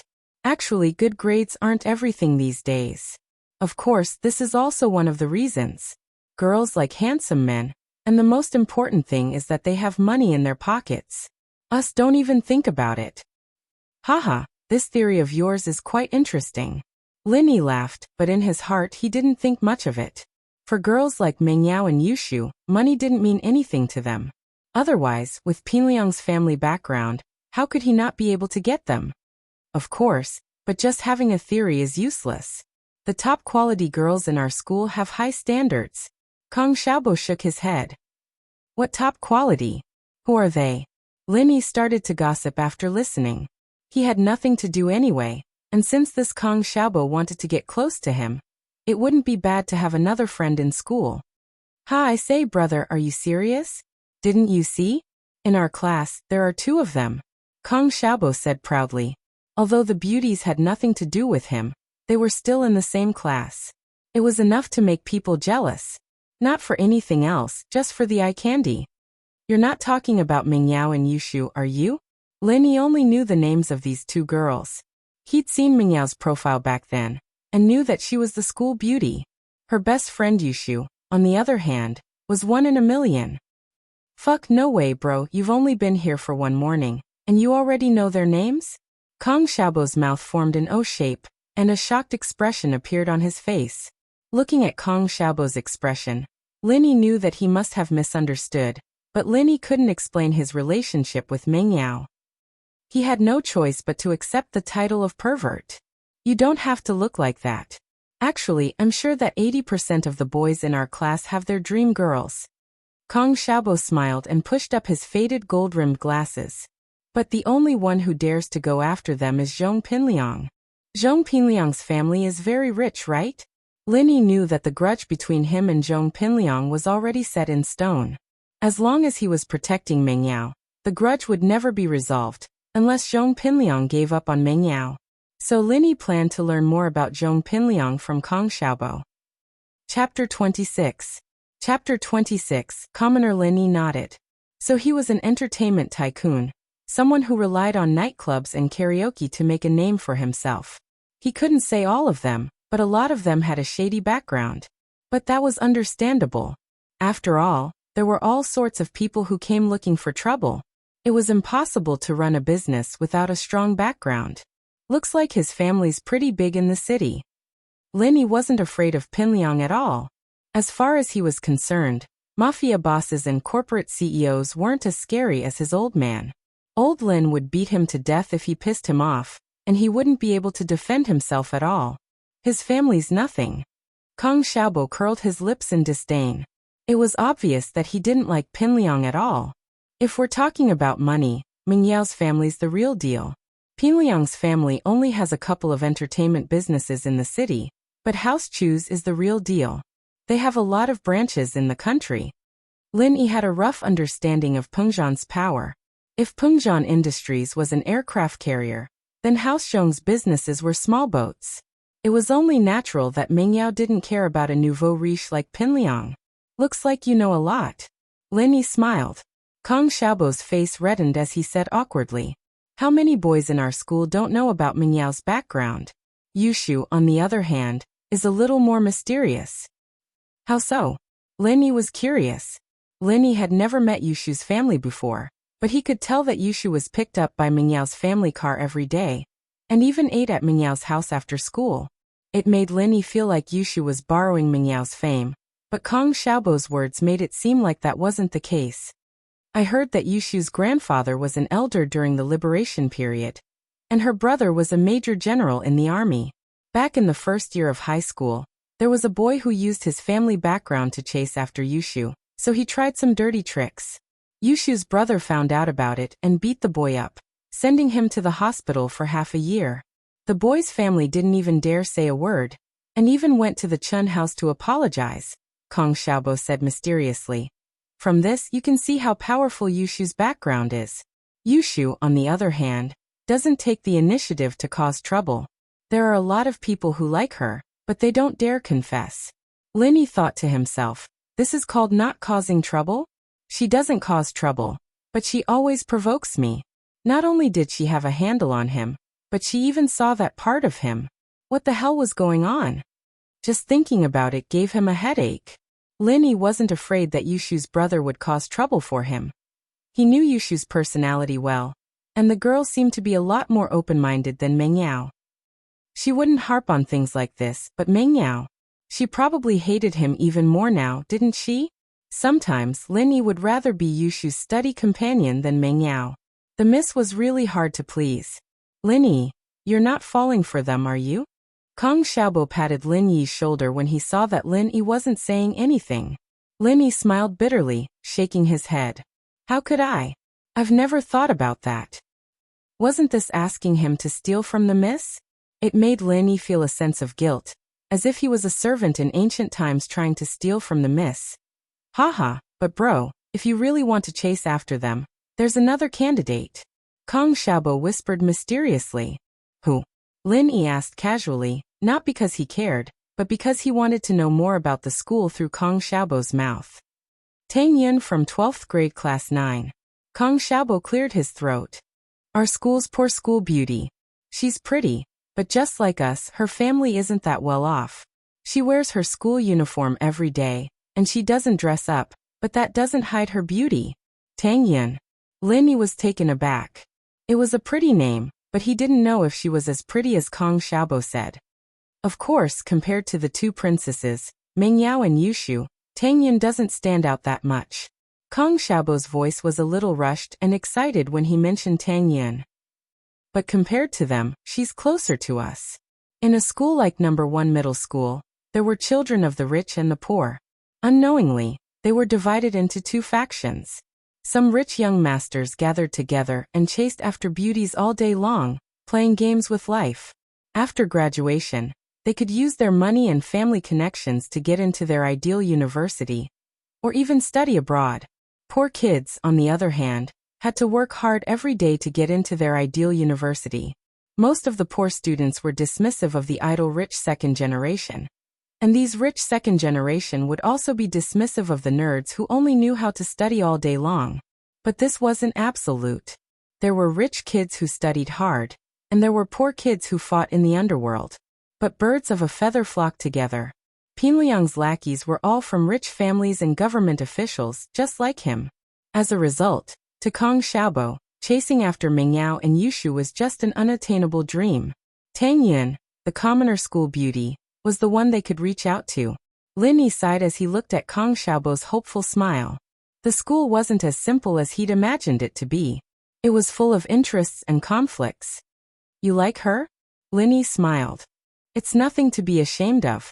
I can guarantee that most of the boys in this school have wet dreams of Tang Yun, Kong Xiaobo said with certainty. Bro, you'll know when you see her. Chase after the commoner school beauty. It was a tempting suggestion, but Lin Yi shook his head in the end. He was a study boy now. How could he leave the miss behind to find a boyfriend? Even if Pingzhan didn't say anything, old Lin wouldn't let him go just like that. One shouldn't be too much of a jerk. It was better to keep a low profile. Plus, the situation wasn't clear yet. He didn't know what Pingzhan was planning. He couldn't be thinking of using his job to steal the miss, could he? Now that he thought about it, it was quite possible. He wasn't related to the miss at all. So this was the only way he could give her love. What if he went after some commoner school beauty and Pingzhan found out? What if he was fired? Chapter 27. Third year afternoon. The school cafeteria was huge, with 3 floors. The first floor was the general cafeteria, the kind that looked like a fast food restaurant. There were stalls selling all sorts of dishes around the cafeteria, and in the middle were rows of tables and chairs. The second floor, on the other hand, was a private room, suitable for rich students. Students who didn't come from rich families would come here for birthday parties as well. The food on the second floor was on a completely different level compared to the first floor. After all, the third floor was the staff cafeteria. The food was similar to the students' cafeteria on the first floor, but with a more elegant ambience. Naturally, students weren't allowed to eat there. Lin Yi followed Kong Xiaobo into the cafeteria, and Kong Xiaobo pointed to an office on the right. Get a meal card there. Oh, I'll get one right away. Lin Yi nodded. Pengzhan and Faubert hadn't given him a meal card or library card back then. But it was obvious that he could get one at any time in school as long as he showed his student ID. What? Are you looking down on me? Kong Xiaobo wasn't pleased that Lin Yi was going to get a card. Today's the first day we've met, and it's my turf. Of course it's my treat.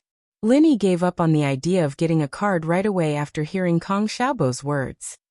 Alright, we'll get one after we eat. Alright, I'll go with you after we eat. Kong Xiaobo said happily as he led Lin Yi through the small windows of the cafeteria. There were quite a lot of dishes on display, including vegetables and meat, as well as a few staples. There were also buns, dumplings, pies, and the like. Lin Yi ordered some tomatoes and rice, while Kong Xiaobo ordered a plate of shredded pork and steamed buns, spending a total of 11 kuai. It wasn't much, and it wasn't much at all. It was considered average spending. Lin Yi and Kong Xiaobo found a place to sit down, and put the 2 dishes together, so that they could take turns to eat. After sitting down, Lin Yi scanned the entire cafeteria. Yushu and Mingyao weren't here, evidently having gone to the second floor. What are you looking at? Are you looking at pretty girls? Kong Xiaobo smiled. Yushu and Mingyao are upstairs. They won't be eating with us, but if we're lucky, we might be able to meet Tang Yun. Really? Lin Yi only cared about Mingyao's whereabouts. He didn't care whether Tang Yun would appear here or not. But Tang Yun's family doesn't seem to be doing well. Most of the time, they only bring food. Kong Xiaobo sighed. Actually, with Tang Yun's status, just a word from her and there would be countless boys fighting to treat her to a meal. It's not impossible for her to eat in the second floor every day. Ha, ambitious girls won't care about these things, Lin Yi said faintly. You're right, Tang Yun has never cared about these things. It's rare to find a girl like her, Kong Xiaobo agreed. But the more she is like this, the more boys will like her. This kind of girl who doesn't like to be greedy is exactly what we students like. Unfortunately, Tang Yun didn't appear even after lunch. Lin Yi didn't mind, but Kong Xiaobo felt slightly regretful. Many students were like Kong Xiaobo, coming here every day to eat, hoping to see Tang Yan. It had become a kind of expectation. Meng Yao and Yushu, on the other hand, were walking down from the second floor arm in arm, attracting a lot of attention from the boys. But to most of the people here, they were princesses high up in the sky, unreachable. Many boys didn't even dare to look at them directly. Lin Yi watched the two walk out of the school cafeteria and went to the management office with Kong Xiaobo. Lin Yi, you were staring at Yushu and Yushu just now, right? Kong Xiaobo asked. I was just looking. Lin Yi was a little embarrassed. You'll understand in a few days. They are not our princesses. Tang Yan is. Kong Xiaobo looked at Lin Yi sympathetically. But when he first entered the school, didn't he also have a crush on Yushu and Meng Yao? But as he grew older, he understood the difference between them. Everyone was equal. It was a beautiful fantasy. As long as one was slightly more mature, they would understand that there was never equality between people. Wine and meat went bad in the rich, and there were frozen bones on the road. This wasn't a joke, it was a fact. Meng Yao and Yushu, on the other hand, had a beautiful life. Their princess-like life wasn't something a normal boy like him could enter. So, although many people in the class knew that Meng Yao didn't like Zhong Pingliang, they also knew that Zhong Pingliang was the only one in the class who had the right to pursue Meng Yao. The card application process was quite smooth. After all, it was to give money to the school. Although the cafeteria manager said that it wasn't making money, no one would believe that. Lin Yi showed his student ID and deposited 200 kuai into the cafeteria, getting his food card with ease. On the way out, Kong Xiaobo complained, Bro, why did you save so much money? I'm eating, what's wrong? Lin Yi didn't understand. When he was saving money, Kong Xiaobo kept giving him looks. He didn't know what the kid was trying to do. The cafeteria. When you give him money, he'll greet you with a smile. When you stop eating and want your money back, just you wait. We're all 12th graders, who knows how long we can eat here? You saved so much money at once, and when you graduate, you'll be asking for your money back every day. You don't have the time. Kong Xiaobo said, blaming Lin Yi. Haha, I see. It's fine, it's only 200 kuai. Look at us, we only spend 10 kuai a day. That 200 kuai will be gone in a month or so.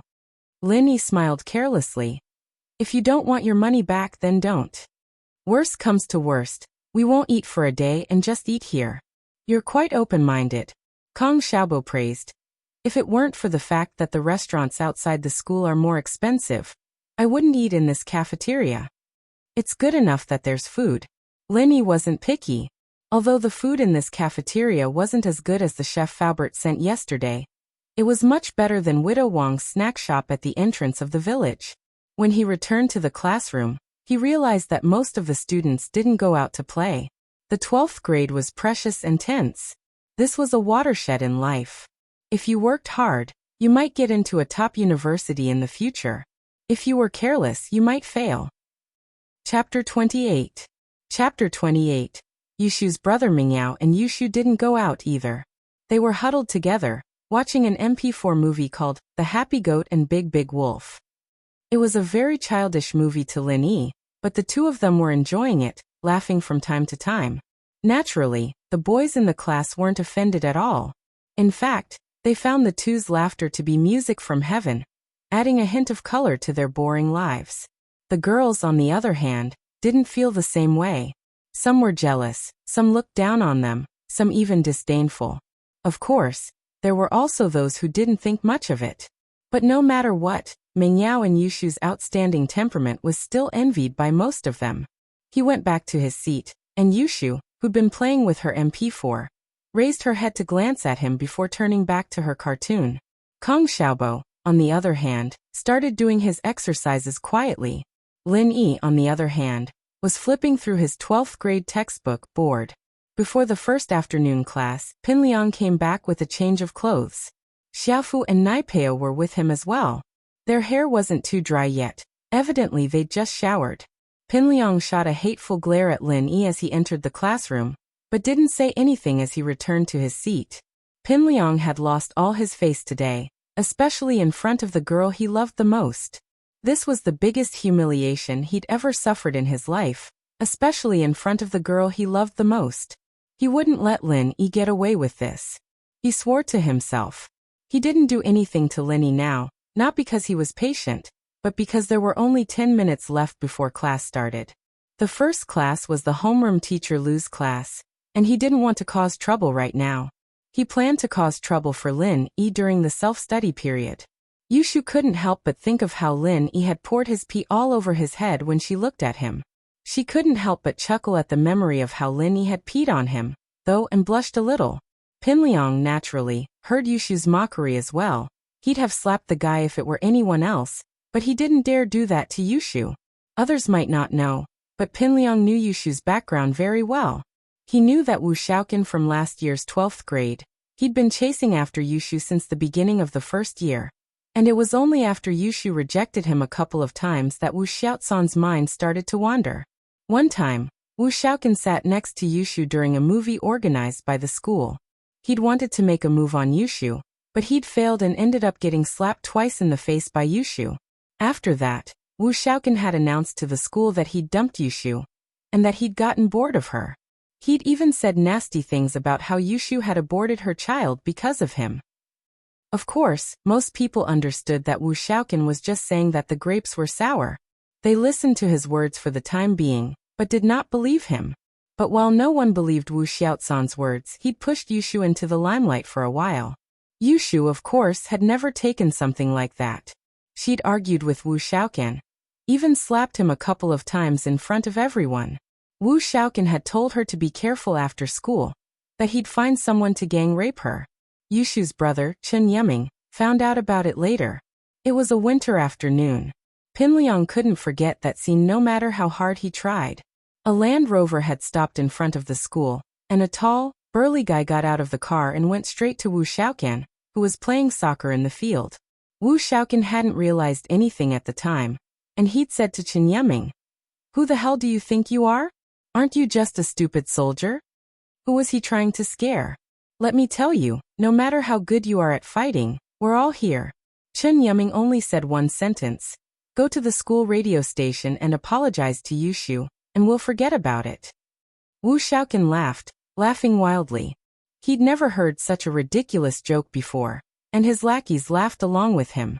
Chen Yeming frowned and kicked Wu Xiaosan's lower abdomen, causing him to tumble. Then he raised his fist and smashed it on Wu Xiaosan's body. Immediately, the sound of bones breaking could be heard. Wu Xiaosan's lackeys were dumbfounded. They'd fought before, but they'd never seen someone break bones right off the bat. He wasn't on the same level as them at all. Chen Yeming was truly infuriated. Yushu had been the apple of his eye since she was young, and he'd never let her suffer even a little. Not only did this Wu Xiaoqin do something to his sister, he even spread rumors and insulted her, even threatening her. Chen Yeming couldn't take it anymore. At that time, Zhong Pingliang was also one of Wu Xiaosan's lackeys. He stood in the middle of the group and watched Wu Xiaoqin howl like a pig being slaughtered. He was completely shocked. This miserable scene even caused him to be awakened by nightmares for the next few days.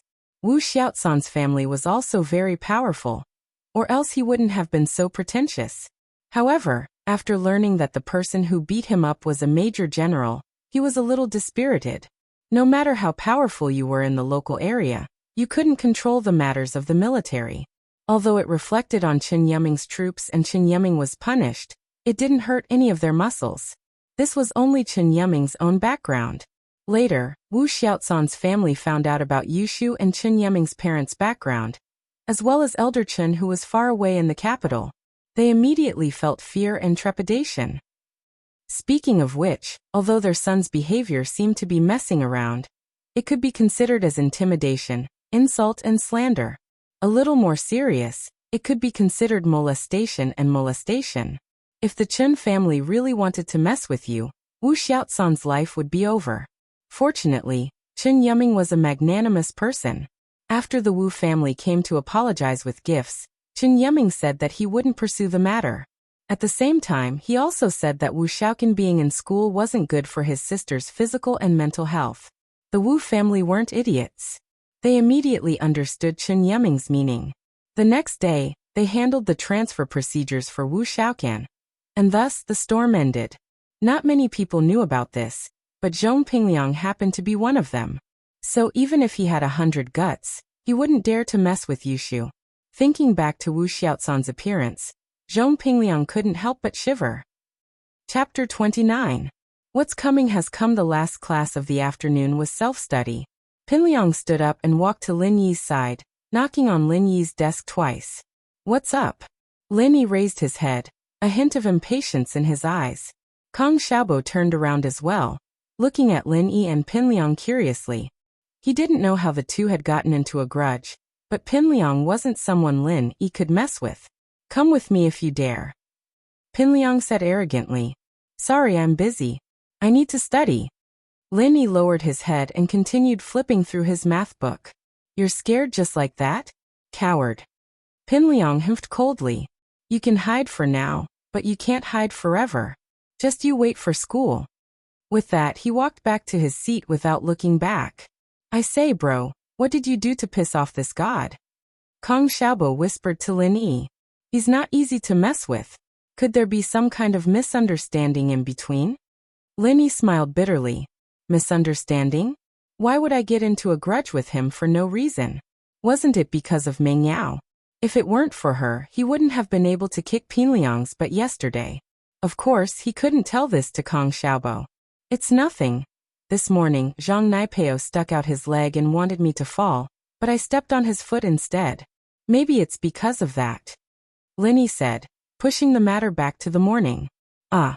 Xiaobo frowned, shocked. Zhang Naipeo is a very vengeful person. He's a vengeful person. It looks like Pingliang is here to cause trouble for his brother. It's fine. Let them be. What can they do in school? Lin Yi shrugged nonchalantly. In Lin Yi's eyes, no matter how arrogant Pingliang was, he was still a student.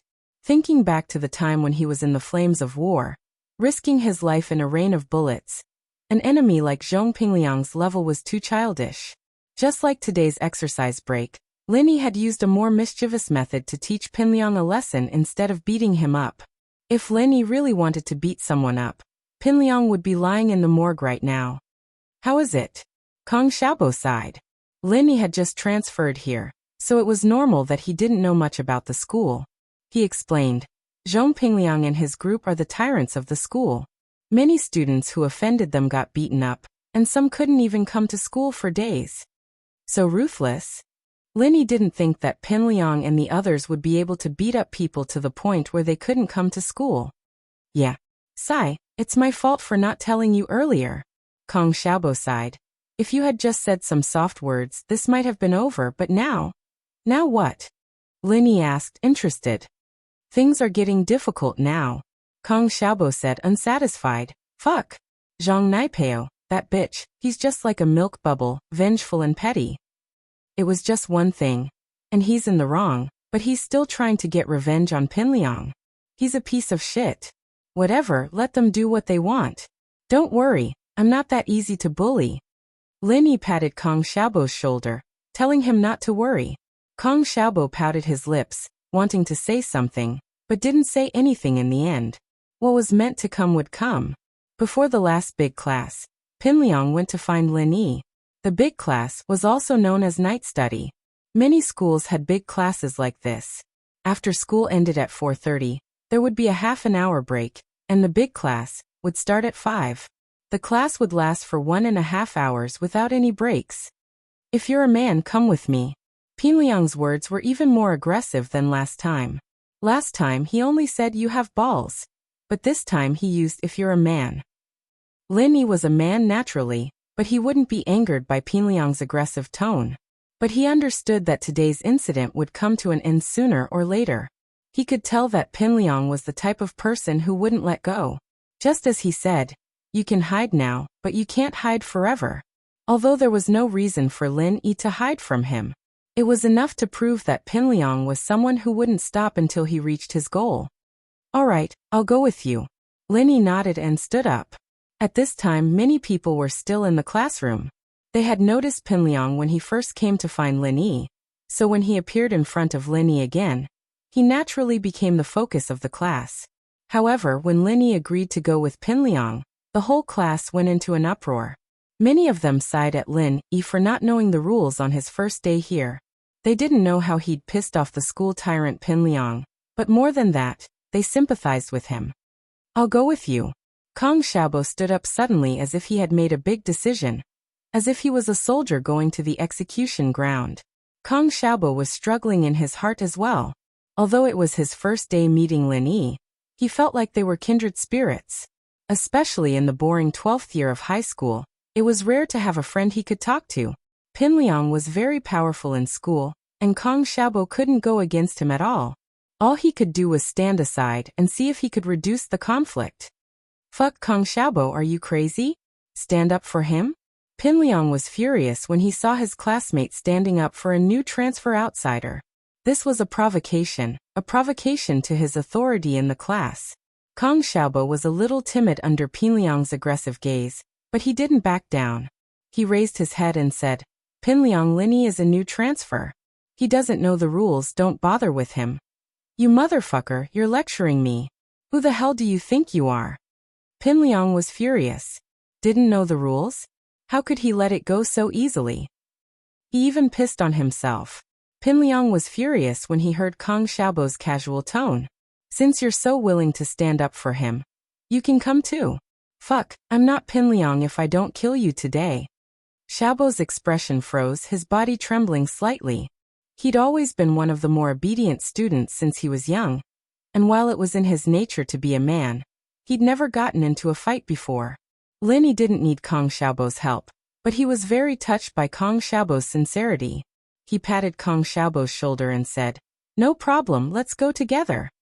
Kong Xiaobo heard Lin Yi's words, and he felt a little more confident. At most, he would just get beaten up together. He puffed his chest out and followed Lin Yi to the class gate. Pin Liang couldn't help but get pissed when he saw Xiaobo's face. A classmate of his was siding with an outsider. He had to teach this traitor a lesson. Chapter 30. Violence against violence. Yao Yao, Shield Bro and Pin Liang are at the rooftop. Should we go check it out? Yushu couldn't hold back her curiosity any longer. I'm not going. Meng Yao remembered the blushing scene from this morning the moment she heard Lin Yi's name. She frowned as she turned back to her English book. She still hadn't memorized the vocabulary for the day. Let's go, Yushu said, her heart itching. We don't have anything to do right now anyway. Go yourself if you want to, I'm not going. Meng Yao humphed. Shoo, have you fallen for that country bumpkin? Bullshit. Yushu's face reddened. Who would fall for him? I just want to watch the show. Then go yourself, I'm definitely not going. Meng Yao said firmly. Let's go, Yao Yao. He's your study companion after all. You have to look at the owner before you beat the dog. What if you hurt Lin Yi? You'd lose face. Yushu continued to persuade Meng Yao, evidently unwilling to give up. Shu, why were you so annoying? Meng Yao couldn't even focus on her book anymore. Alright, I'll go with you then. Let's go. Yushu grabbed Meng Yao's hand excitedly, and the two ran towards the rooftop. Hope we don't miss out on the fun. On the rooftop, Pin Liang, Naipeo, and Xiaofu were all rubbing their palms together with smiles on their faces. Pin Liang put a cigarette in his mouth, but Xiaofu was quick enough to light it up with a lighter. Pin Liang took a long drag of his cigarette and blew the smoke at Lin Yi's face. You motherfucker, aren't you supposed to be strong? Why don't you take out your dick again? Pour it on me again? If it's because of what happened yesterday, then fine, I admit it was my fault. Lin Yi said calmly. But what happened today has nothing to do with me. Huh? Now you admit your mistake? Pin Liang enjoyed the feeling of his opponent lowering his head, but he still said arrogantly, but it's too late. Also, what happened today has nothing to do with you. Are you stupid? You're still being stubborn at a time like this? There are so many empty urinals. What are you doing behind me? I don't think we need to line up, right? Lin Yi said seriously. Don't say that, it's useless even if you apologize. Xiaofu, teach him a lesson. Pin Liang waved his hand at Xiaofu. I'm coming. Gao Xiaofu smiled evilly. He took out a stool leg from behind him and walked toward Lin Yi. Lin Yi felt a little apologetic for kicking Pin Liang out of the blue yesterday. He'd wanted to find a chance to talk to Pin Liang about it, but it seemed like there wasn't a need for that now. He'd have to use violence to deal with people like Pinliang. Look at you, kid. Who can't you piss off? You just had to piss off Liang, bro. You really don't want to live anymore. Xiaofu said as he raised the stool leg and smashed it at Lin Yi. Pinliang was smoking proudly on the side, feeling very satisfied. Who told you to piss off me? I'll change my surname if I don't beat your head up today. Pinliang seemed to be imagining the scene of Lin Yi's head splattering blood. He licked his lips in excitement. Smack! Xiaofu swung the stool leg, but Pinliang didn't see the scene of Lin Yi's blood splattering. Upon closer inspection, he realized that the stool leg was in Lin Yi's hand. Xiaofu frowned and pulled hard at the stool leg, but it wouldn't budge. He panicked and increased his strength. Xiaofu, what the hell are you doing? Pinliang, on the other hand, didn't know about Xiaofu's predicament. He asked as he watched him and Lin Yi tussle. Liang bro, this kid's a bit strong. Xiaofu said. Naipeo, you go together. Pinliang wasn't very happy. He didn't expect this kid to have some skills. Normal students would be scared witless the moment they stepped onto the rooftop. Lin Yi, watch out. Kong Xiaobo warned when he saw Lin Yi dealing with Xiaofu and Naipeo charging over with a mop stick. Lin Yi thought that these students were just trying to scare the other party, but he didn't expect them to use weapons like stool legs and mop sticks. It'd be a serious injury if it hit the head. Kong Xiaobo was afraid that Lin Yi wouldn't be able to handle it. He braced himself and went over to Naipeo.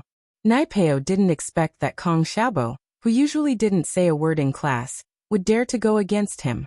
He wasn't happy at all. And so he wasn't in a rush to attack Lin Yi. He wanted to take down Kong Xiaobo first. Lin Yi had a rough idea of what Xiaobo was capable of too. The way he'd faced the enemy didn't look like someone who got into fights often. The fact that he'd come to the balcony with Lin Yi out of brotherhood was something Lin Yi found very rare. Kong Xiaobo, on the other hand, was scared. He'd never been in a fight before, and he didn't know what to do. He closed his eyes, waved his hands, and charged forward. Naipeo had never seen someone as stupid as Lin Yi before. Closing his eyes and charging forward? Wasn't that suicide? Naipeo cackled as he raised the mop stick towards Kong Xiaobo. Lin Yi didn't dare be careless this time. If he didn't go all out, Kong Xiaobo would probably die here today. With that in mind, Lin Yi didn't hold back anymore. He pulled back his hand and pulled hard, causing Xiaofu to stumble.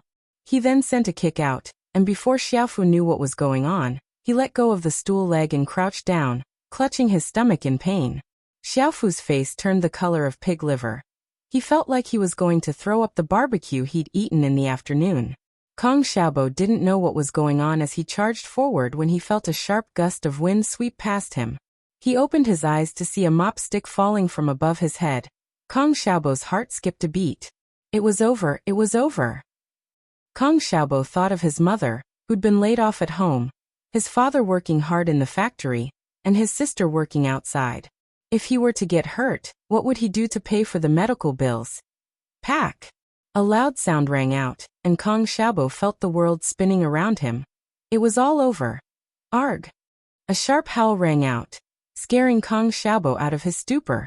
He touched his head. It seemed like nothing had happened. He opened his eyes, puzzled, and saw Naipeo clutching his head, twitching on the ground in pain. His forehead was covered in blood. Lin Yi didn't go too far with his punishment.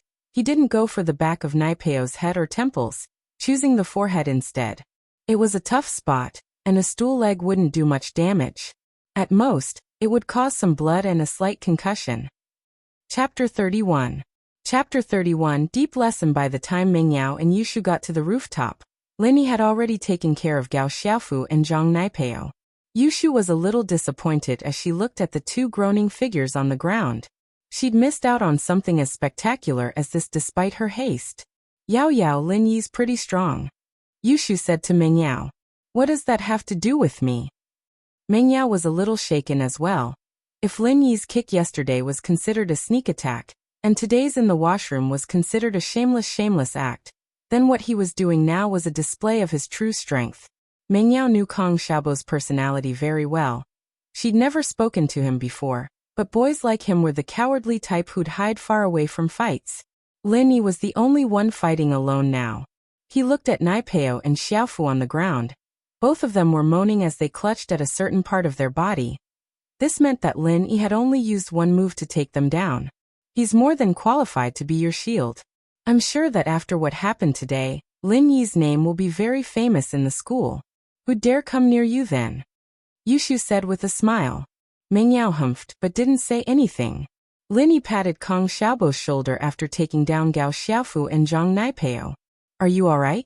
Ha! I'm fine. Xiaobo snapped out of his stupor. He didn't expect Lin Yi to be this strong, taking down two of Pinliang's generals in just 2 moves.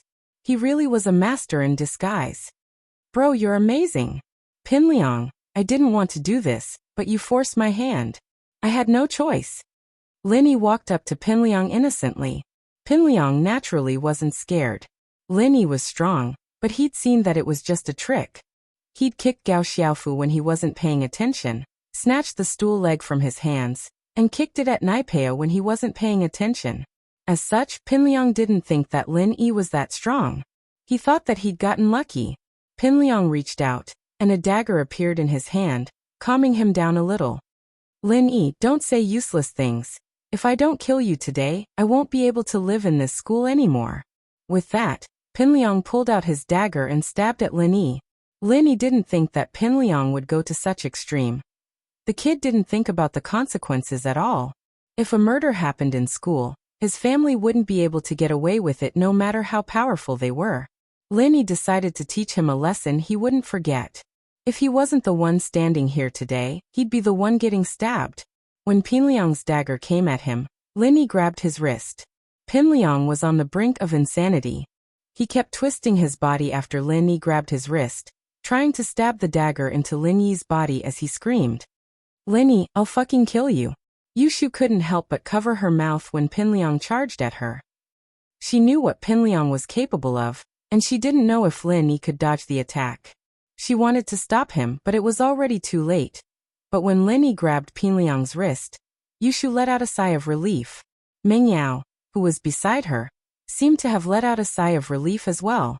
Lin Yi increased the strength in his grip, and Pinliang felt as if his wrist was being clamped down by a pair of iron pincers. It was getting tighter and tighter, and the pain made his entire arm tremble. He opened his palm subconsciously, and the dagger fell to the roof with a clatter. Lin Yi grabbed the shocked Pinliang by his hair, and roughly dragged him to the edge of the roof. With a strong push, he pushed half of Pinliang's body off the roof. Aha! Pinliang screamed as he felt his body falling down, cold sweat forming on his forehead. For the first time in his life, the fear of death shrouded his heart. He didn't want to die. Pinliang only let out a sigh of relief when half of his body was hanging off the roof. His lower body wasn't thrown off the roof, but even so, he could feel his entire body drenched in cold sweat. Lin Yi pushed Pinliang's legs forward again and Pinliang shuddered. He couldn't care less about his face anymore, and started crying. Lin Yi, I'm wrong, let me go. Don't throw me down, I'm wrong, I'm really wrong. Lin Yi didn't say anything as he pushed Pinliang's legs forward again. Lin Yi bro, I'm begging you, let me go. I won't do it again, I won't mess with you anymore. Pinliang's voice wasn't even normal, his body shaking non-stop. I kicked you yesterday, I admit it's my fault, Lin Yi said faintly. Lin bro, you were right, it's my fault. You can kick me if you want. Pinliang was scared out of his wits. I said it's my fault. I'm not a person who likes to bully others. Lin Yi's voice was cold as he let go of Pinliang's leg.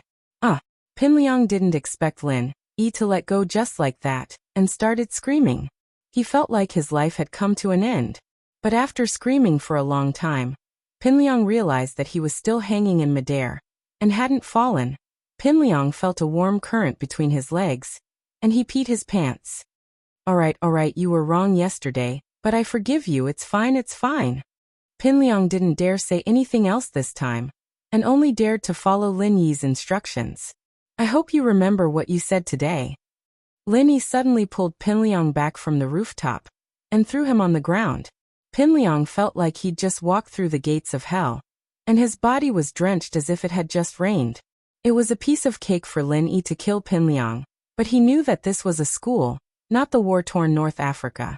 He couldn't kill Pinliang, at least not in a public place like this. Let's go. Lin Yi smiled at Kong Xiaobo. Fuck Lin Yi, aren't you a little too much? I can't believe she made Pinliang submit. Kong Xiaobo didn't expect Lin Yi to be so ruthless, and his admiration for him flowed like the Yangtze River. I, Kong Xiaobo, have decided that I'll follow you from now on. You're my boss from now on. Don't be so impulsive next time. Fighting isn't a good thing. It's okay to be brave, but don't rush in blindly. Lin Yi smiled. Chapter 32.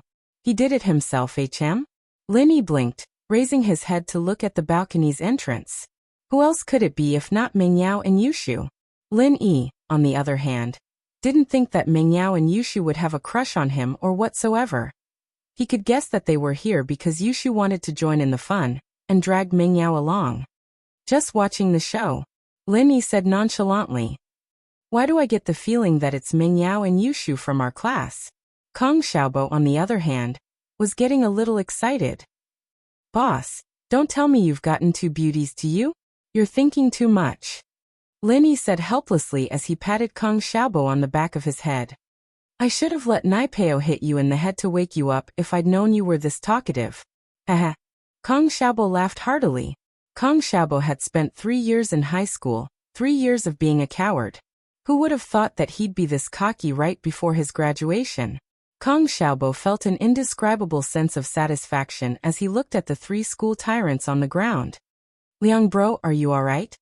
Xiaofu's injuries weren't that bad, and his stomach wasn't hurting as much anymore. He ran to Pinliang's side after Lin Yi left, helping him up.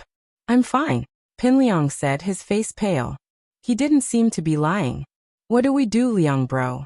Are we just going to let it go like that? Xiaofu asked, very upset. Motherfucker, I've suffered a huge setback today. Pinliang cursed fiercely. I didn't think the kid had some tricks up his sleeve. I almost fell for it. It's all my fault. Xiaofu quickly apologized when he saw the unfriendly look on Pinliang's face. He didn't want Pinliang to vent his anger on him. It's not your fault. Pinliang waved his hand. He'd been tormented quite badly by Lin Yi himself, and couldn't blame anyone else. All he could say was that they weren't a match for Lin Yi. The 3 of us aren't a match for that kid. We'll have to ask for help if we want to teach him a lesson. Why don't we talk to Zhou Ruoming and ask him to show up?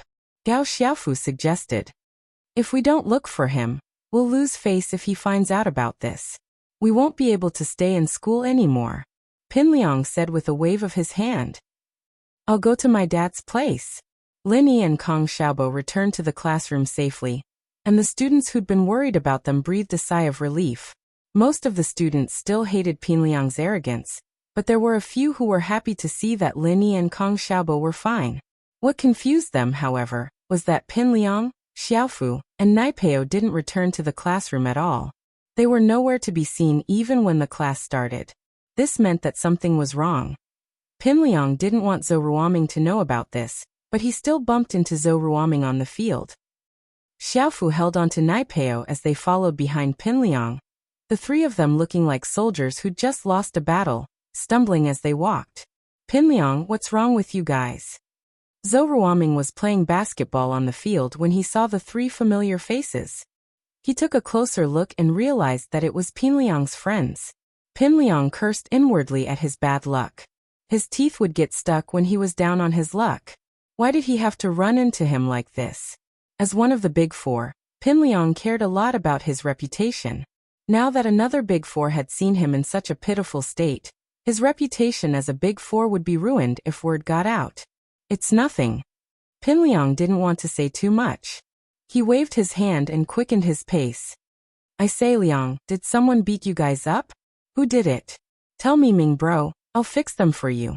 Zhou Ruoming could tell that they'd lost a fight after seeing their sorry state. So he said in a very arrogant manner. Pinliang, on the other hand, knew what Ruoming was capable of. He was the best fighter out of the Big Four, and he had dealings with the underworld as well. He was a real gun and knife user. But what happened today was too embarrassing, and Pinliang didn't want too many people to know about it. He waved his hand. It's nothing, we were just sparring, and we ended up using too much force. Since Pinliang didn't want to say anything, Zhou Ruoming didn't ask anymore. He watched as the 3 left and Zhou Ruoming shook his head. Idiot, hitting your own people? Trying to kill them? I don't believe it. Boss, where do you live? Can we leave together after school? Kong Xiaobo was still in a state of excitement. He admired his new boss from the bottom of his heart. Lin Yi's heart skipped a beat. He couldn't let anyone know that he was leaving with Ming Yao tonight.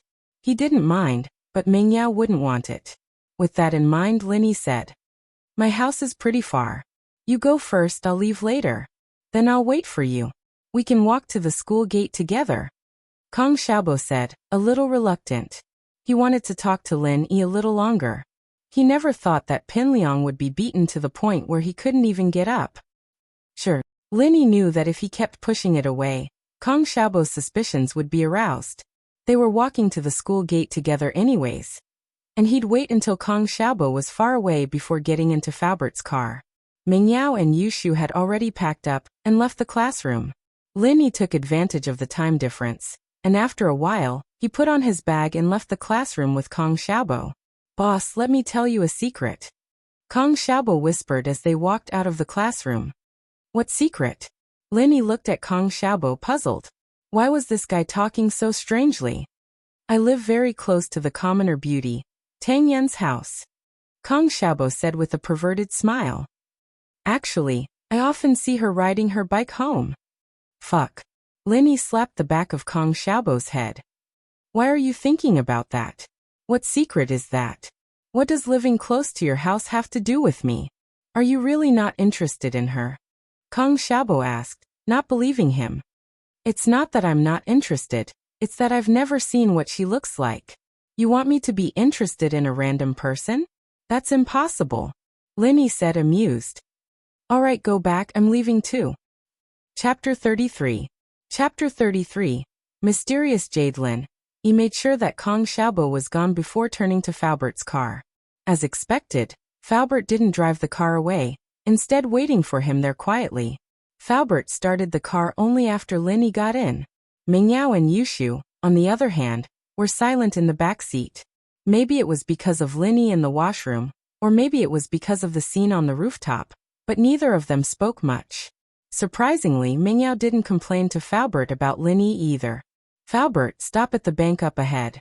Shoo, and I'll get a bank card," Ming Yao instructed Faubert. Lin Yi only remembered that the school required every student to get a bank card, saying that they'd be able to deduct their tuition and fees from it. Faubert didn't ask any questions. He nodded and parked the car near a bank not too far away. It was rush hour, and there were a lot of cars on the road, especially since this bank was the only one that was open 24 hours. The people who came here to do business parked their cars at the entrance, and the traffic was a little chaotic. Lin Yi got out of the car with Ming Yao and Yushu. Ming Yao frowned. "What are you doing here?" "Don't forget that I'm a student here too," Lin Yi said with a smile.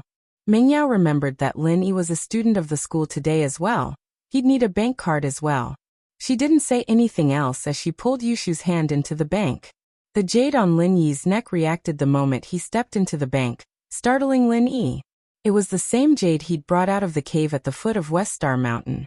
But Lin Yi still didn't know what it was for, or how to use it. But the jade would always react in a subtle way every time something big happened, as if it was trying to send Lin Yi a message. Lin Yi didn't know what the jade was trying to say, but something was bound to happen once it happened. Just like that time in North Africa, he and the person he was protecting were trapped in the enemy's encirclement, but he relied on the early warning of the jade pendant time and time again to avoid the enemy's attacks, and was finally rescued. Or perhaps, before something good happened, the jade pendant would give a similar warning. For example, he once helped old Lin buy a lottery ticket and won $20. So no matter what, the jade's reaction made Lin Yi's nerves go on high alert.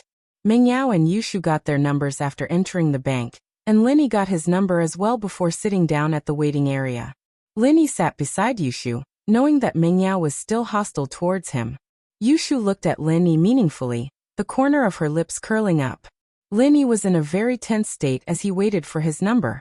Every time the jade reacted, something would happen, and this time would be no exception. Suddenly, Lin Yi's eyes stopped on a black MPV parked outside the bank. "Let's go." Lin Yi stood up abruptly, grabbing Yushu's hand as he spoke to Ming Yao and Yushu. "Wow. What are you doing? Yushu blinked as she looked at Lin Yi, her face blushing. She'd only held her brother's hand before, and she'd never held the hand of a young man before. Yushu didn't know what to do when Lin Yi grabbed her hand out of the blue, and she just stood there, dumbfounded. Let's get out of here. We don't have time to explain. Lin Yi panicked as he tried to pull Yushu up. Slap!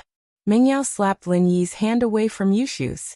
In actuality, it was more like Lin Yi had let go of Yushu's hand subconsciously. Mengyao wouldn't have been able to pull that off with her strength alone. Lin Yi, what are you doing? Are you taking advantage of Shu?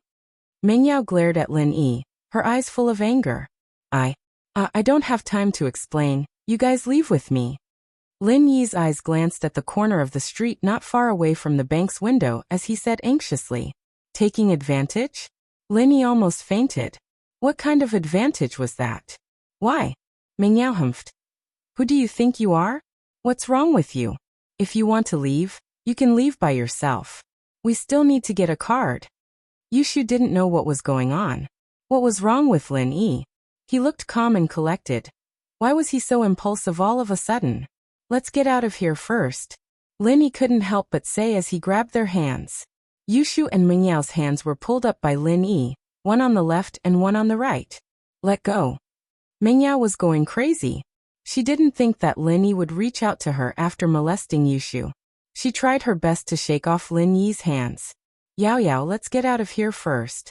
Yushu was more rational than Mingyao. She had recovered from the shock, and saw that Lin Yi's face didn't have that perverted expression on it anymore. Instead, it was replaced with an anxious expression. Yushu understood Lin Yi better than Mingyao did. And she knew that Lin Yi wouldn't come all the way to the bank just to mess with them. If he really wanted to take advantage of them, then last night would have been the best time to do so. Unless there was something wrong with his brain, he wouldn't choose to do it in a crowded bank. Mingyao paused and looked at Yushu strangely. She didn't understand why Yushu was on Lin Yi's side all of a sudden. Lin Yi looked at the hesitant Mingyao and sighed. It was too late. This was because he had already seen a few men in black trench coats pushing open the door of the bank and walking in. Bang! A sharp gunshot rang out, and the orderly bank immediately fell into chaos. Screams, children's cries, and the alarm went off at the same time. Don't move, we'll kill whoever moves. The leader was a bald man wearing a black mask. He raised a black pistol and shouted at the people in the bank. Lin Yi sighed softly. He had missed the best opportunity to escape when he was fighting with Mingyao and Yushu. It seemed like it was impossible for him to escape now. Chapter 34. The bank robbery. Lin Yi wasn't the heroic type, quite the opposite. He'd always kept a low profile, knowing what he should do and what he shouldn't do. Just like in North Africa, Lin Yi had always remembered that his job was to protect the visiting delegation, not to act like a hero in a war-torn place. As a result, Lin Yi's priority was to protect Mingyao and Yushu, not to capture the robbers. The police would take care of things like this, and Lin Yi didn't want to get involved. Mingyao and Yushu evidently had never been in a situation like this before. They were a little stunned, not knowing what to do. Everyone listen up. Put your hands on your head and squat down. I promise I won't hurt you. However, if anyone dares to move, don't blame me for being rude. Baldy fired another shot into the sky. The originally noisy bank instantly quietened down. The children forgot to cry, and the adults forgot to shout. Everyone was obedient, hugging their heads and squatting on the ground. They didn't have much of a choice against the gun-wielding robbers. They had to obey if they wanted to live. It wasn't that these people didn't have a sense of justice, but that whoever stepped up would pay with their lives. While Baldy was lecturing them with his gun, Baldy's accomplices had already rushed to the front of the bank's counter. After smashing the bank's window with a hammer, they used their guns to force the bank staff to put the money into the designated bag. Hurry up. What the fuck are you waiting for? One of the robbers barked impatiently at a middle-aged bank employee. I'll shoot you if you keep this up. Yes. The man was timid. He was scared by the robber, and his hands trembled. Pa! A stack of banknotes fell to the ground and scattered. Motherfucker! Are you trying to stall for time? The robber glared and fired a shot, hitting the man's arm. The man cried out in pain as he clutched at his arm. The robbers' previous shots were all empty. Although they had a certain deterrent effect, it was not as strong as this shot. This shot was really aimed at people, so in the bank, whether it was the staff or the customers, they were so shocked that they covered their mouths. They were even more afraid of these criminals, and did not dare to move. Baldy was very satisfied with his subordinate's decision to kill one to warn the others, and he swept his gaze across the entire bank. Yao Yao, I'm scared. Yushu was usually a brash girl, but she gripped Ming Yao's arm tightly at this critical moment. Her face was pale as a sheet. It's okay. Shu, I'll protect you. Ming Yao was scared herself, but Yushu was a year younger than her.